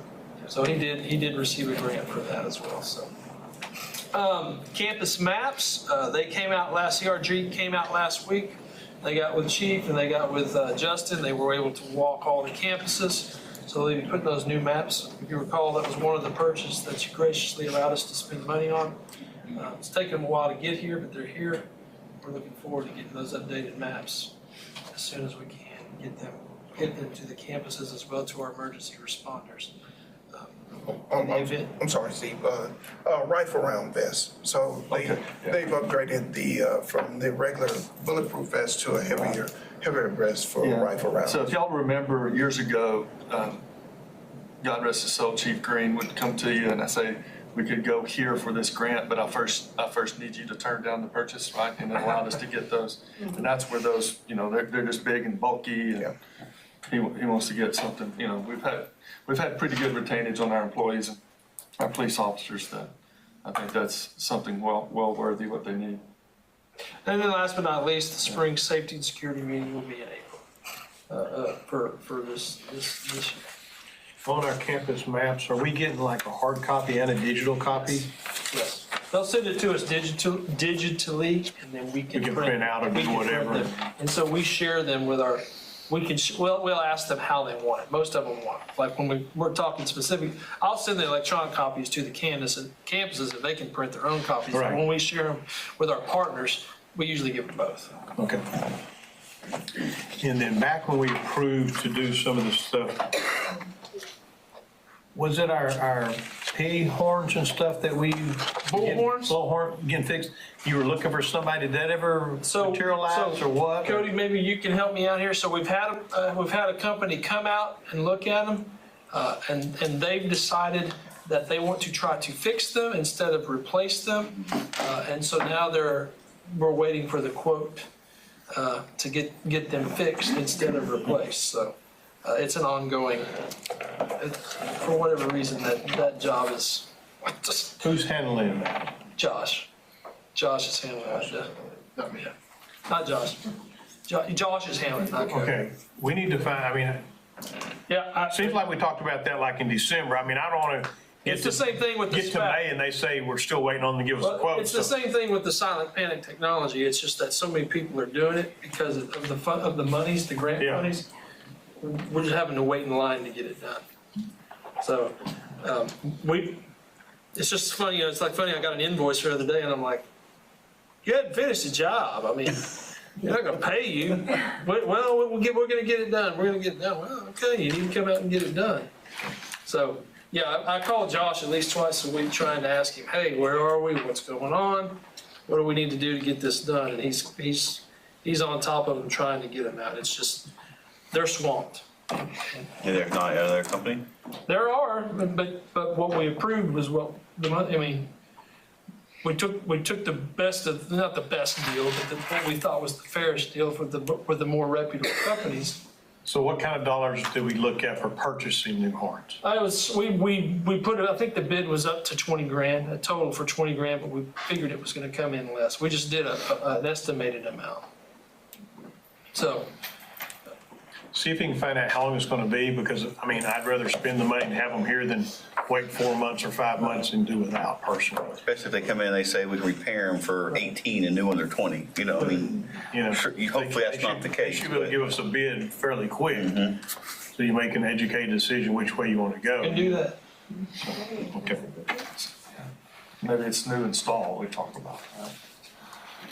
And just, but that's going to happen, right? Rather than tracing line and all that. Yeah. Instructional update. All right, so in your maroon folder, you have a sheet that has Columbia, Missouri ISD board data across the top. And if you have that, you can see to the far left, your column going down. You can see at the top, it's EOC, so English 2, English 1, Biology, US History, Algebra 1. Then you have grades 3 through 8 testing, and if you go down, you can see 8th grade reading, 8th grade math, so forth, and then it goes into 7th and 6th and 5th. And then when you get to 5th reading, under 5th reading, it'll have Barrow and West Columbia Elementary. Same thing for, all the way down as far as the campuses that are tested. The way you look at this is you can see the next column is goal 1, and Sam, if I get out of line, correct me. Okay. So goal 1, those are what we're asking for in the first. So goal 1, before we do our first round of mock testing, pre-testing, whatever we want to call it, the first one says, 50-35, and what we're looking for is when at the approaches level would be 50, right, 50%. At the meets level, 30%. And at the master's level 5, right? Yes. Okay, and so you have that all the way down of what their goal was before the testing. So the next you say released and then TTAP in December, that is the actual result for that campus or for the district in that grade level. Okay. Now, the next column, you see goal 2. That is the goal that they've established now for the next round of release testing, which will happen in February. Okay. The next column is our results from STAR testing from 2022. The next column is our results from STAR testing for 2023. And the next column says the goal STAR 2024 is what our predetermined goal for testing for this year in the spring would be. Does that make sense? Mm-hmm. Okay. So just keep in mind, you might set a goal. Let's just say they set a goal. The first round, let's just talk about approaches. The first round may be 50. The goal would be 50. And then the goal is, say, 70. And then the goal for testing is 80. But in the first round of testing, after the goal, they might have scored 77. So understand that goal for the year is not going to change, right? Just because the kids score better in the first round of release testing doesn't mean you change it because you pre-established that goal for the year. Okay? Correct me if I'm wrong, testing 1, the December test, is only the questions that they've been taught up to that point in time? No. Or is that the whole test? Whole test. Okay, I couldn't That's why remember you see that or not. 50% most of the time, like we're about 50% done with curriculum, so they should know about half. So that's why the goal 2, or goal release 2 is so much higher. Correct. Okay. Makes sense. In our December folders, I believe it was the high school and Barrow gave us their numbers broken out like this, and I was really impressed, and I'm impressed looking at this, how when we first started this process, how our goals versus actuals were. Some teachers, the first goal had 100% and they did 30, and some did 30 and they did 80, but it looks like y'all kind of refined it and have a pretty good feel now of where we're going and where we're at. And so I just wanted to compliment all of y'all that it seems like we're on the right path to being able to try to set the stage for success. So. Do y'all set goal 1 and goal 2 prior to, goal 2 gets set prior to the release? It's done kind of both ways, depending on the department as far as the high school. Someone's like, well, we want to wait till the results the first time. Someone will be like, well, this is the incremental growth we want to see. Right, okay, yeah, because I mean, some of these, the goal 2 is higher than, or lower than what they actually scored in release. So they're incremental steps upwards. And so they don't want to, like you said, they don't want to change it because we did well on the first one. Let's see how we do on the second one, and are we still making growth? I would just assume those were set prior to the release of the test. Okay. Good deal. Very, very nice. It's a lot of numbers on one page. Yes, it is. Gave Leah a ruler. Well, can I ask a couple of questions, sort of, but not exactly about this for Barrow? So like, I know you have gotten that big giant grant. So, and there were some goals set and stuff. How's that going? What are y'all using the money for? I know y'all had pre-planned some activities and after school and in school and all that. So The bulk of the funds received from the grant, we used for curriculum. So we have a new curriculum for us that we're utilizing this year. So far, it's the grade levels that are using it, things are going well. We're supplementing some of the things that we've already been, like what we had before that was working well, we're still continuing to use along with what we purchased with the grant. But things are going well. So one of the things that we do is we did have to pre-establish all of our goals. So we have our end goal, and then we work backwards to set our release 2 goal, and then our cycle. So we call them cycles. For us, they're called cycles. So our cycle 2 goal, which will be coming up soon. Our cycle 1 goal, which y'all received in y'all's folder last board meeting. So we work backwards to set our goals.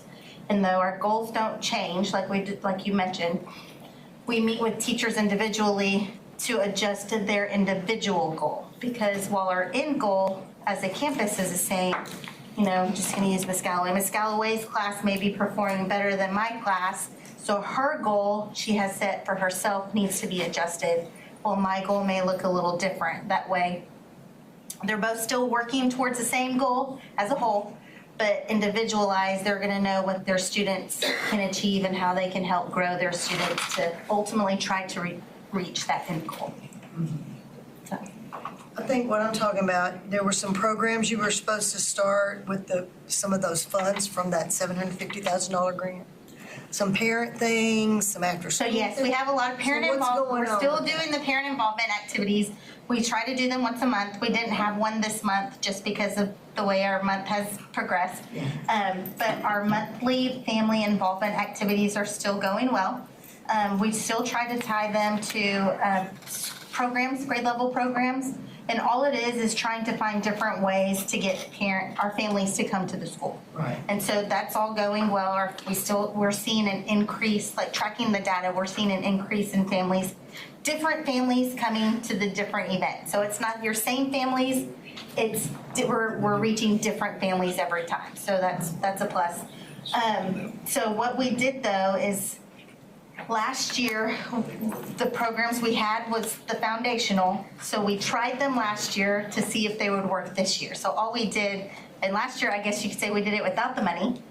This year, we're doing it with the money. So we're just continuing what we tried to implement last school year into this year. So how is that money helping you get better scores? So that's what I'm getting at, I guess. So the curriculum is the biggest piece. The chunk of, like I said earlier, the biggest piece we spent was towards the curriculum. And then we do have the opportunity for kids to come. We have the Saturday school.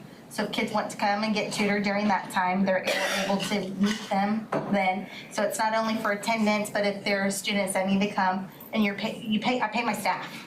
Like that's how our staff gets paid for those additional hours, for the additional time.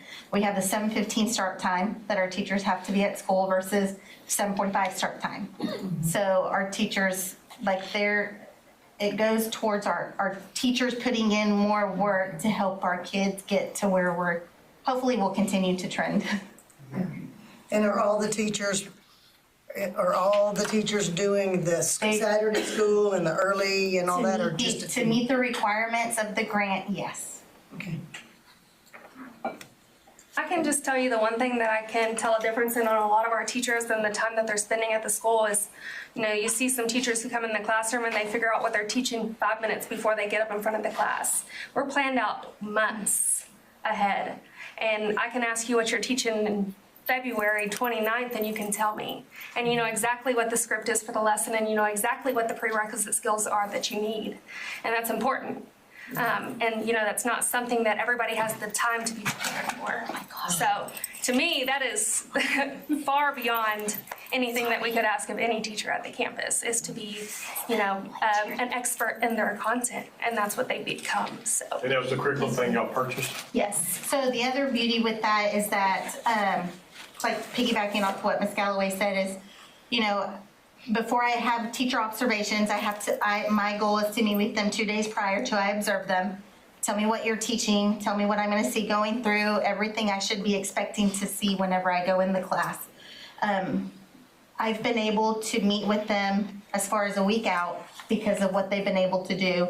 And because the teachers are internalizing what they're teaching, they are able, like this morning I had a teacher meet with me, hey, you're coming into my class tomorrow, but I've already, I had to adjust what I'm teaching based on, and she's able to explain to me. So we were able to meet, and she was able to better prepare what she had versus where her kids were, where her kids are, to where she thought they were gonna. So that timepiece for our teachers and the work and everything that they have been required to do has been helpful. And so the money that we've been able to give our teachers for the amount of work they're putting in has been a blessing for them. And then you still have, unfortunately with any job you're gonna have some groans, but it's like they're getting the hang of it, which was the goal, is they're putting in all the work now, So when we move into next year, they have a better idea of what to expect, and it's an easier system, an easier just flow for them and their team. And especially like it's hard to see or celebrate things, but I know, typically if you've been at Barrow or around Barrow, release 1 year seeing 20s and 30s, and when those scores were coming in and they're at 50 and 60% already, like there is no explanation in the world for how they felt about themselves. They felt successful. They felt like they could only go up from there. The kids were excited and crying because they had never made that grade before. It's just really exciting to see everybody buy in and the kids feel good about what they're learning and how they're doing in school. So for example, in third grade, you have 3 English teachers, whatever you want to call it. That curriculum, they're all teaching the same thing at the same time, so you kind of are uniformed going up through there. So is that right? Our campus, yes, sir. Okay, cool. Good. That's neat to hear. Thank you. Good job to everybody.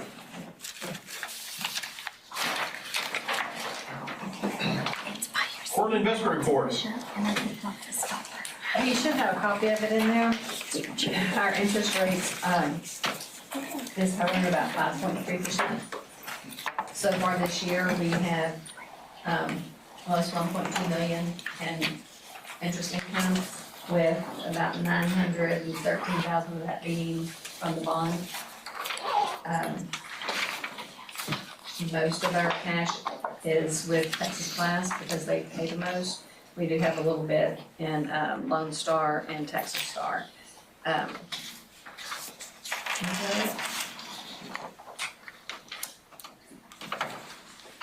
On the accounts that are for the bond, look at that. Can't we use the interest income we get to pay interest payments? No. We can only use it to purchase stuff for that school, for that bond. So that's where the arbitrage comes in. If we earn too much interest, they turn around and they basically take it from you. Well, that's what I was getting to, so that's what I was. The answer is yes, that's money we got to turn around and spend on facilities. Spend on that school. Yeah. So, is the Western, do they look and see about the arbitrage, or we figure that out after we do it? We will do that, yes. Okay. We just haven't reached that point yet. Okay. I'm sure they'll do it before we. To my understanding, there's a calculation on the expenditures, right? So as long as if you're earning it, right, as long as you're spending it. To They me, don't want it just that's what I was sitting told. Right? Yes. Yeah, you can't say the bond's over with and we got this in the bank and we keep it. It doesn't. Right. Like That's where the junior arbitrage high. kicks in. We had 400,000 and we used some of that on the junior high bleachers. But it has to be spent on the junior high. Or this has to be spent on the high school. So back into the 6th grade building, right? Once you spend a certain amount of the original, the arbitrage is no longer there. Right. I knew there was something, but I just couldn't remember. Yeah, they just don't want you earning more than what you're being paid, what you're paying out. Financial report? Staff executive. No, the expenditures, I think, we're 50% through the year and they're all hovering around 45%. Our revenue is kind of, I was telling Stephen this earlier, Mr. Galloway, it was kind of slow coming in. I talked to Mo Casey today and they said it is with everybody, where we're usually at 60% on our state programs, our tax stuff, it's only at about 40%. But a lot of it has to do with the $100,000 exemption they had, and TEA has not put up the, That's the make whole summary of finance. Yes, Yeah. the whole harmless. Yeah. We have 2 of those coming up. And calculate what they're supposed to send us to make And up so for Mo it. Casey, I'm sending them some information tomorrow, and they're gonna do a new revenue projection so that by the next board meeting, we can kind of see where they're at. They feel like TEA is gonna push out some of the hold harmless within the next 2 or 3 weeks, and so we'll have a better idea of where we stand as far as revenue. Next board meeting, I'd like to see in our folder the fund balance stuff. Yes. Since buses, I know we got money refund we got that we use for that, but I'd like to just kind of see where we're at, how much we've spent, and, It was on the and list, thanks, just, on I got caught up in the revenue not coming in like I thought it was supposed to, so, yeah, I'll get that done. Okay. We did property and insurance. Bond report, is there? Anything on that? The only thing that we're, decision points, the weather has put us behind simply because it's all groundwork right now. Drumala does have a plan to, once they do actually get foundations poured, to do some overtime, right? Some weekends and some longer days to catch up. So they do have a plan there. Tennis courts, again, we're working right now to try to look at putting our tennis courts out here on the property behind the building towards 17th Street. We're looking at adding 6 courts rather than, we had 4. So we're trying to, with us actually being able to do fall tennis, it would be nice to be able to have that. So that's what we're designing on right now. So, the goal is to have those operational when we start school. If I remember when they gave us the bond proposal and they added the tennis court fee in it, that fee was basically for 6 courts, wasn't it? Because that's kind of the design that you showed us. Well, they went over it. The budget number's 4. The budget number, the line item number in the approved budget for the bond is for 4 courts. Because they'd taken that money out at one point. Right. And they put it back in. When they added it back in, they only put in 4 courts. And so with Drumala, there's only 4 courts. But we're doing fine. We're doing well as far as contingency money.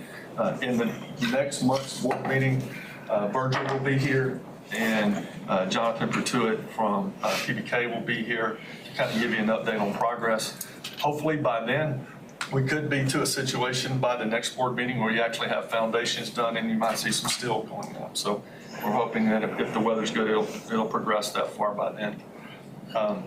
So as we continue to have our construction meetings and we look at things, along the way, we've upgraded things. As a matter of fact, in one of our construction meetings today, if you remember the bathroom conversation, the bathroom floor conversation about not having the tile and the grout. So we were actually able to upgrade every restroom, the new restroom that's going to be built in the new facility, as well as the new boys and girls locker room, is all going to have that same finish that the junior high 6th grade building restrooms have. So it's going to solve that problem. But what's that in cost? No, it's an increased cost, but we're saving money along the way on other things. And so that's what we want to show you along the way. We're doing this, but overall financially, the project's moving in a great direction. Okay. Okay. As an example, today, as we move through project 1, if you want to call it that, which was the ordering, there was contingency money and things in that didn't get spent, and now that money's being added back. And so we're in an extremely good financial situation when it comes to that. So we save money here, we add it there, right, as things go. So those are just the daily operations of it. But we're in a good position. Again, like I said, I want Virgil to come. One of the things that the board requested is to see a layout of the contingencies and where we're at and how those are moving. And so we have this huge spreadsheet that's tracking that. We're sitting, I want to say right now, we have approximately, I'm going to say we're pushing $6 million just in contingencies. So we're sitting in a really good situation when it comes to that. So, but I know you have those questions, and so like I said, Virgil will be here he's on top of that, and it'll be good to go. So if you have any specific things you would like to be added for that board meeting next month as far as information, let me know, and we'll make sure we have that for you.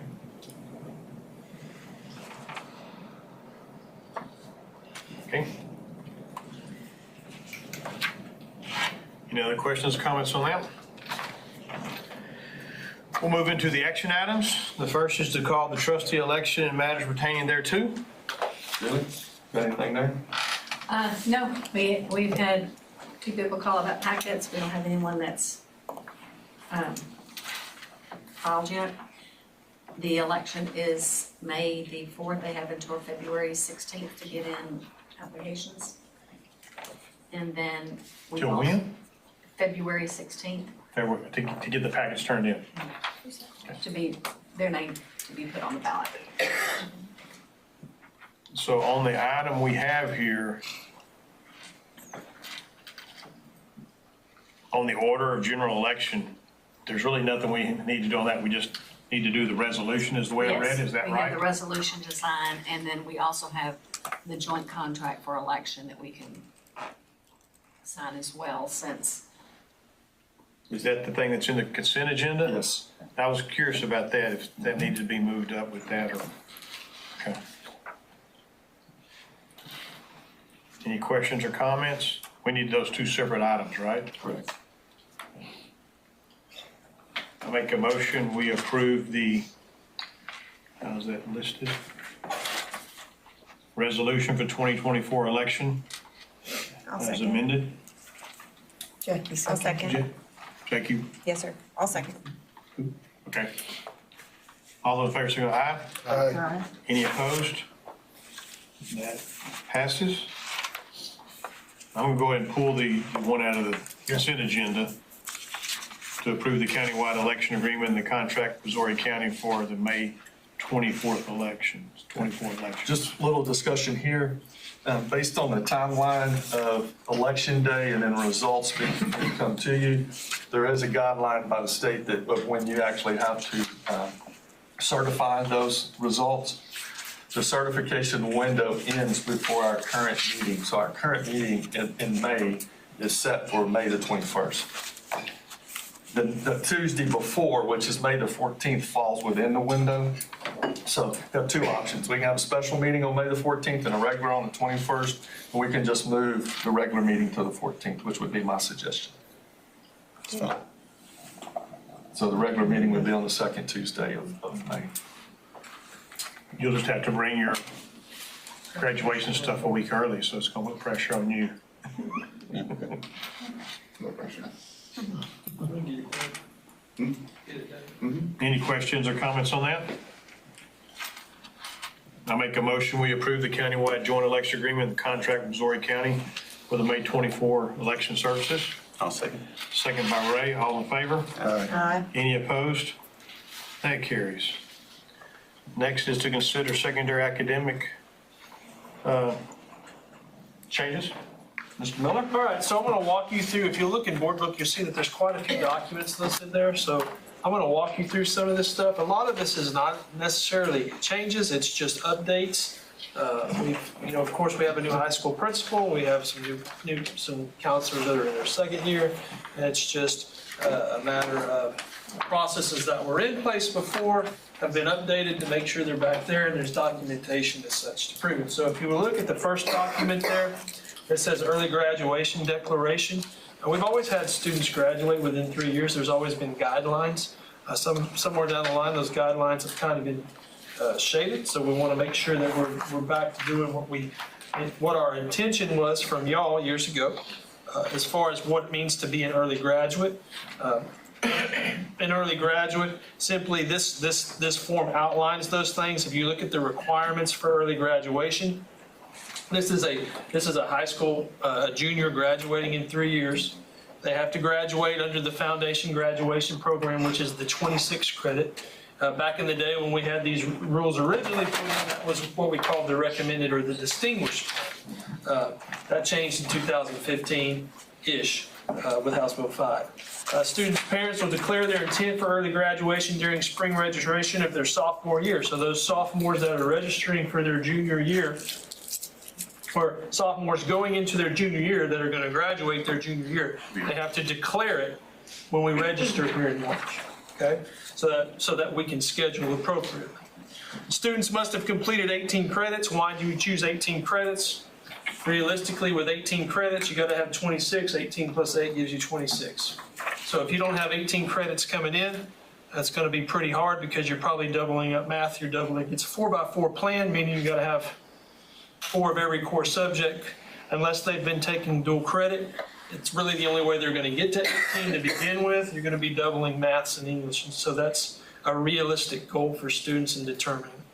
The early graduation plan will be finalized by the first day of school of their final year. In other words, by the time they set foot on campus, that plan will be finalized. Reason it won't be finalized before then is because it's going to bring up something we talk about with dual credit later, maybe college classes in the summer, etc. So it gives you some wiggle time to get that together. No three-year graduates will qualify for early graduation under 22 credit diploma. That's the way the rule goes. However, there is opportunity for principal's approval, especially for our CAP program kids, which we'll talk about on the second document here in just a second.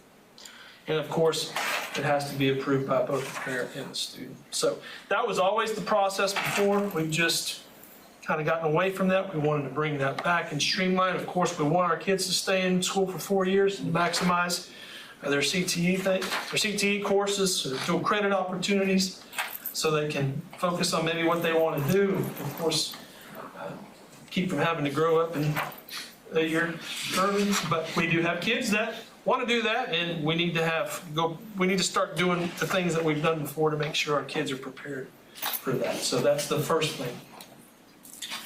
Second thing, or the second item is in that packet is the credit recovery program or the CAP program handbook. I just asked Mr. Kinney, they were having a discussion, we had kids in CAP back when I was the principal and Mr. Mouse was principal, Mr. Moody, Mr. Galloway was principal. It was simply called credit recovery. That's what it was. Mr. Jeffries put the CAP program together, put a name from it. And we just had a discussion one day when we were meeting with the counselors is what are the requirements to get into the CAP program? There really wasn't anything written down. So I said, simply put a plan together that identifies the kids that qualify for CAP. And so if you look, he did a great job. He's got a mission statement, a vision statement. But what I wanted to focus on is simply the last page, the criteria. Who qualifies for CAP? So no one graduates early unless approved by the principal. So the CAP program is not a way to graduate early. Like I said before, we want three-year graduates to graduate. We want as many kids as possible to graduate into the 26 credit program. What makes these students a little bit different is they need to have completed 2 years of high school. They need to have attempted all their EOC exams, and they need to be off graduation cohort by 1 to 2 years. That last one is the significant item. Being off, in other words, they don't have enough. If they've been in school 2 years, they're supposed to be classified as juniors. They may only have enough credits to classify as a freshman. So they're off their cohort by 1 or 2 years. So that's the big thing that qualifies kids for CAP program, is we're trying to catch them up to graduate them. You might have a kid that's off cohort, and the only way he can graduate is at 22. In that situation, Mr. Kinney may need to approve that kid the opportunity to graduate early. So that's what the CAP program is. Does anybody have any questions about that? That is for our credit recovery kids that are not where they're supposed to be, and we're trying to find an accelerated way for them to maybe get 16 credits. So we still have credit recovery outside of the CAP program as well? Yes, we do. Two separate programs. Credit recovery can also be accelerated learning. CAP's a hardcore credit recovery program. A kid wants to accelerate and take health through Ingenuity instead of taking dual credit. That's credit recovery. It's not really credit recovery. Credit recovery is always, we just call it that, but it's recovery and acceleration. Okay. Acceleration can mean two different things depending on the type of student you are. Okay. The third item in that in there is your typical one. This is the one we bring to you every year. This is the course listing. I either ask them to send me a course listing or a course description. The high school were overachievers this year and sent both. But if you look through the course listing, hopefully when you go through it, it's highlighted in yellow for the additions, but mine's highlighted in gray because I printed it on mine. Black and white printer. Yeah. So if you see the classes that are highlighted, so if you don't see them, it's the practicum in business management, the practicum in entrepreneurship. Those are just level 4 courses in that program of study, that business and entrepreneur program of study we're looking at adding. On the third page, you'll see exercise science and wellness courses. Those are the athletic training courses. However, they've turned those, you have the opportunity to turn those into CTE courses. Of course, we know with CTE courses, we have the opportunity for weighted funding, certifications, those types of things. So we're going to convert those courses to CTE. Instead of athletic training 1, 2, and 3, the progression will be principles of exercise science, Kines 1, Kines 2, and a career prep. So it will allow the district to receive weighted funding for those kids in that program, at the same time allow us to invest more money through that weighted funding into opportunities for those kids, supplies, etc. Okay. Ag classes, we have kids that love to be in floral. We've created another floral design, agricultural, it's basically floral design 2. We've already had it, but now we're adding a lab to it. So a kid can choose to take that as a double block 2-hour class because we're finding kids want to do that. They have a good time with it. I was telling Mr. Galloway, my daughter's in floral design, they did a great project the other day. They did Rose Bowl floats, which was pretty cool. See some of the pictures, it was pretty neat. And then finally, a level 3 or 4 class for the kids that are wanting to do wildlife. We didn't have a level 3 or 4 class for those, and that's that advanced energy and natural resources. So those are the additions to the Columbia High School, what they're wanting to make additions for this year. You got the intro to welding. Oh, intro to welding, essentially that was kind of a boo-boo because it's always been on the list because it credits as a dual credit. It just wasn't listed on our side, it was listed as on the college side. So they added it to our official list. Yeah, I mean, it was there, but it wasn't on this one, so they added that there. And as a matter of fact, we actually teach intro to welding on campus. That's one of the classes Mr. Medill's teaching on campus.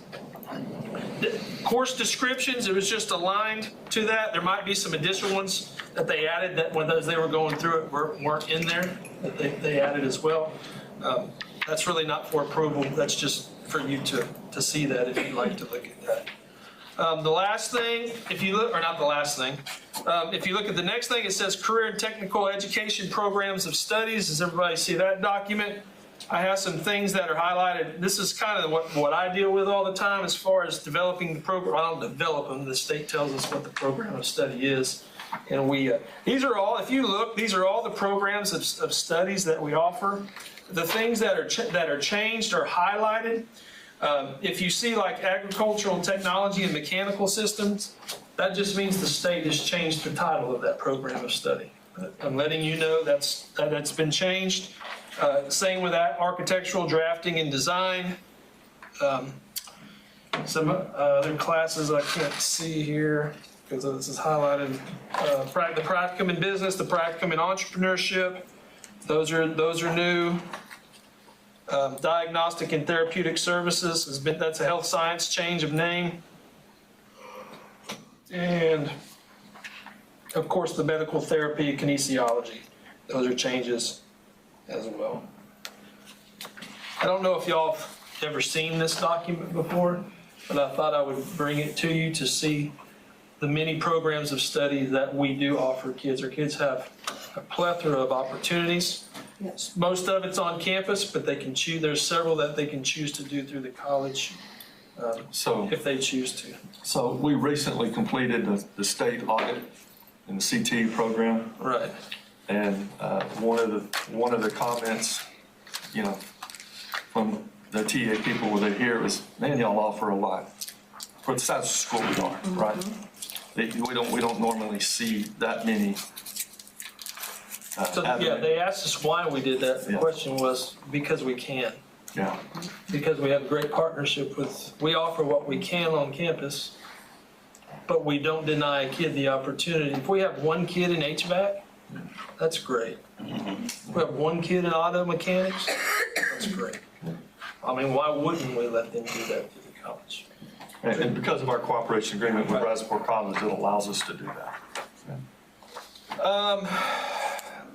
The next item, I'm sorry I'm taking so long. The next item is the dual credit funded, the Columbia Brazoria funded dual credit eligibility criteria.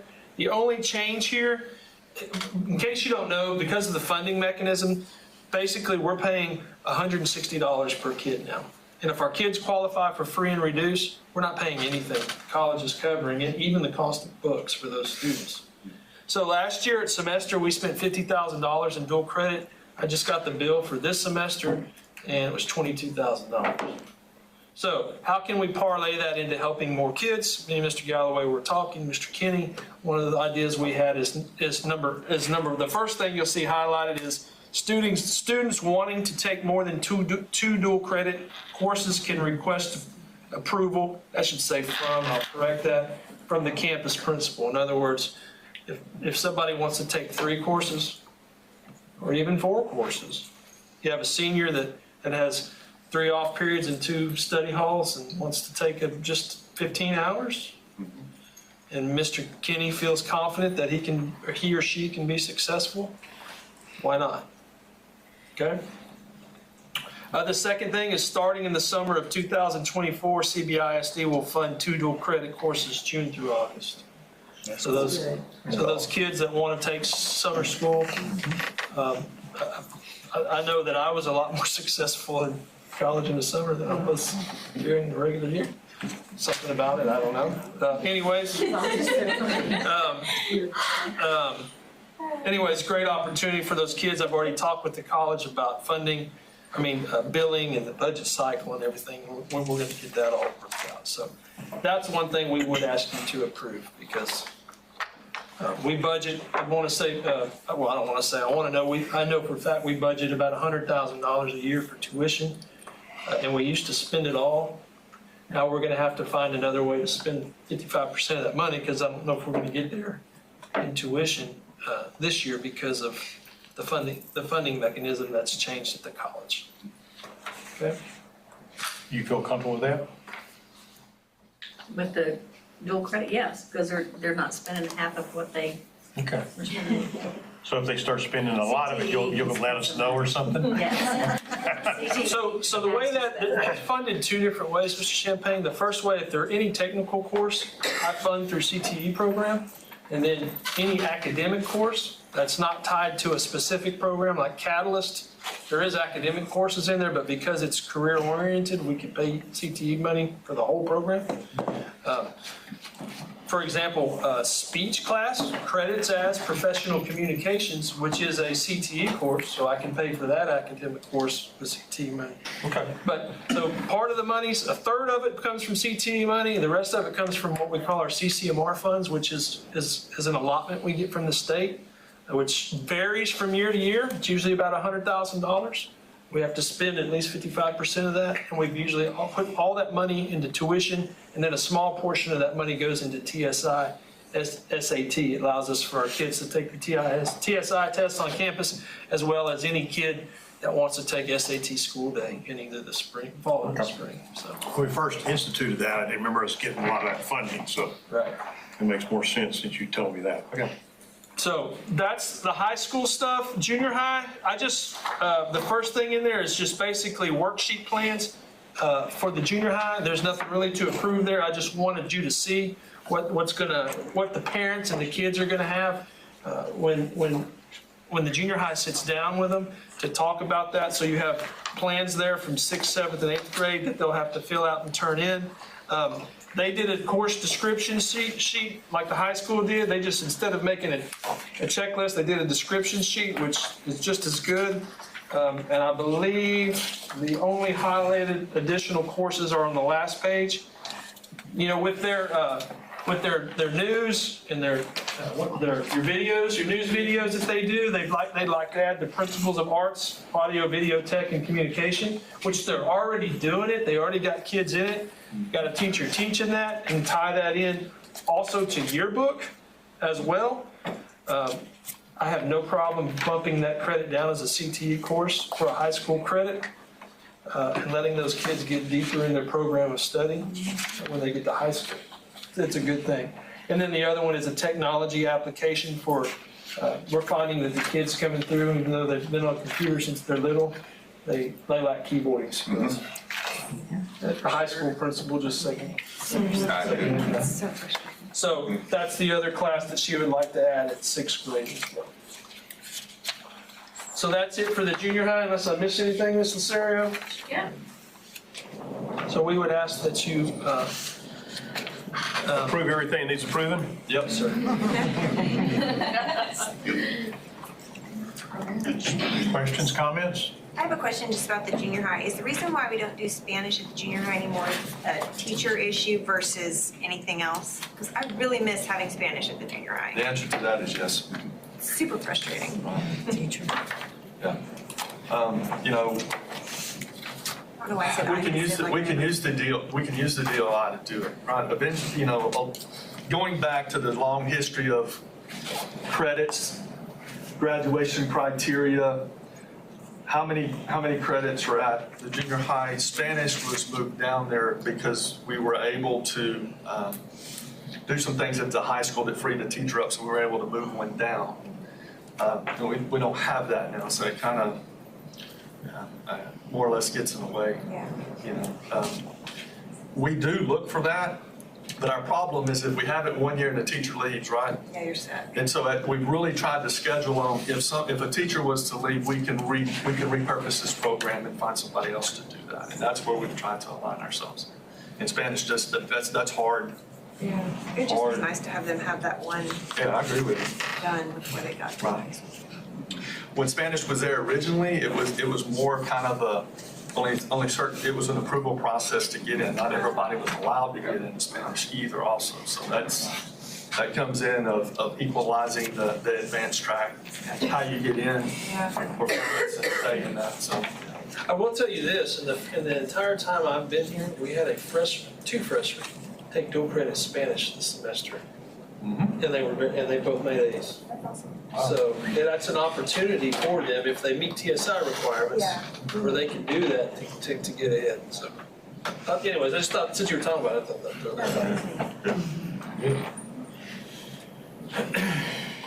Anything else? I make a motion, we approve, I think it was 4 approvals that we needed out of those, based off what was presented by Mr. Miller. I'll second. Second by James, all in favor? Aye. Any opposed? Carries. Next is to approve the district instructional calendar. So what you have before you is the instructional calendar that we're suggesting for the 24-25 school year. You can see it starts with in-service days starting August 1st through August 14th. First day of school would be Thursday, August the 15th. September, you have Labor Day holiday. Going into October, you have the 14th as a student staff holiday, and then the 15th as an in-service day, but it would be off for students. So it gets students off to the Monday and Tuesday of the Missouri County Fair Week. Seemed to be pretty successful this year, I think. From talking to the campuses, they preferred to keep it that way. You know, we always use that October 15th day when we talk about planning for STAR and setting goal. That's an important day right there, and we really need our staff. And so one of the things we were seeing is when we had just a Monday, sometimes our attendance wasn't where we needed to be, and it was a lot better this year once we gave the Monday holiday and then brought the staff in on Tuesday. November, again, is the week long, the 25th through the 29th for Thanksgiving holidays. December, you can see Thursday, December 19th would be the last day of school for the fall semester. You have Christmas holidays that run from December 20th to January 3rd. We would have a workday, staff workday student holiday on Monday, January 6th, with school starting for the spring semester on January 7th. Have a holiday for MLK Day on January the 20th. February 17th, President's Day would be a student holiday, staff in service. Spring break that corresponds with Brazos Sport College is March 10th through 14th. You can see in April, we've got Good Friday. And then in May, you can see, much like we changed the calendar this year, the last school day would be Wednesday, May the 21st. And we would have 2 in-service days, that Thursday and Friday for staff there, with graduation being Thursday, May 22nd. You know, this gives us plenty of minutes. We're good. one of the questions I get is, so like on the freeze days and things where we don't come to school, what happens? People remember back in the day when you took a day off, we were having to say we were coming back, right? Well, everything's done on instructional minutes right now. And basically, when we bring you a calendar for the last several years, it basically has anywhere from 8 to 9 additional days worth of minutes. And so that's why it's been a very successful calendar for us, and we haven't had, if there's an issue, we can make a decision not to come to school and be okay. All right. So just for everybody's, this one has right at 8 days extra in the bank. How many, this doesn't account for any early release days? This doesn't count, and I know we do some. Right. How many on average do we usually do? So when I put that out there, I tell them that, going back to the CBISD calendar, if you remember years ago when we brought, the calendar used to have testing and all kinds, it was just hard to read, right? We just need to know when we're coming to school and when we're not, and we'll handle the information elsewhere. And so I do not put early release days on here, right? So because there are some days when the weather hits and I have to make a call, right? Then there are some days when we don't know if we're going to do elementary academic UIL. We have to take a day off. And so, but what we do is we don't put them on here. That way, whenever those decision points come, we look to see where we're standing, right? Meaning, if a hurricane hit, much like years ago in flooding, and we were out for 7 days, we know we have to be careful the rest of the day. I don't want to put anything on the calendar and have to take it off. Right? Yeah. Does that make sense? Yeah. So the idea is every time there is a request, we'll talk about it. Right. Yeah. That's a great question. I knew there was a. Yeah, that's a great question. But I couldn't remember what it was. Okay.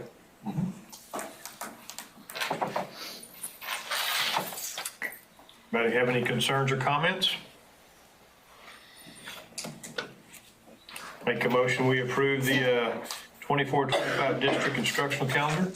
I'll second it. Second by Linda, all in favor? Aye. Any opposed? Carries.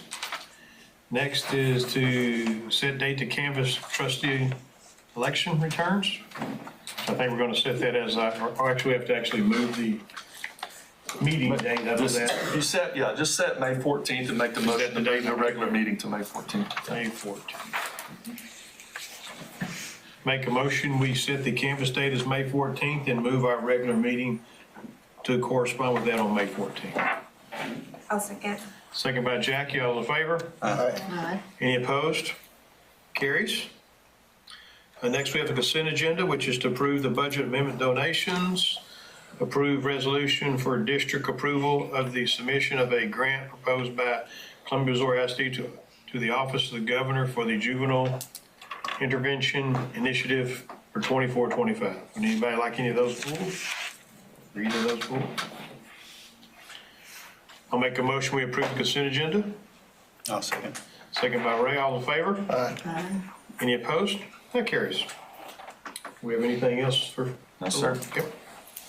We're going to adjourn to the closed session pursuant to the Texas Governmental Code, the Opens Meeting Act, Section 551.74, to consider the employment of professional personnel, discuss the resignation and retirement of professional personnel, discuss the performance of personnel, and review the 23-24 superintendent goals. We'll reconvene in open meetings and consider action on items discussed in closed session. Thank you.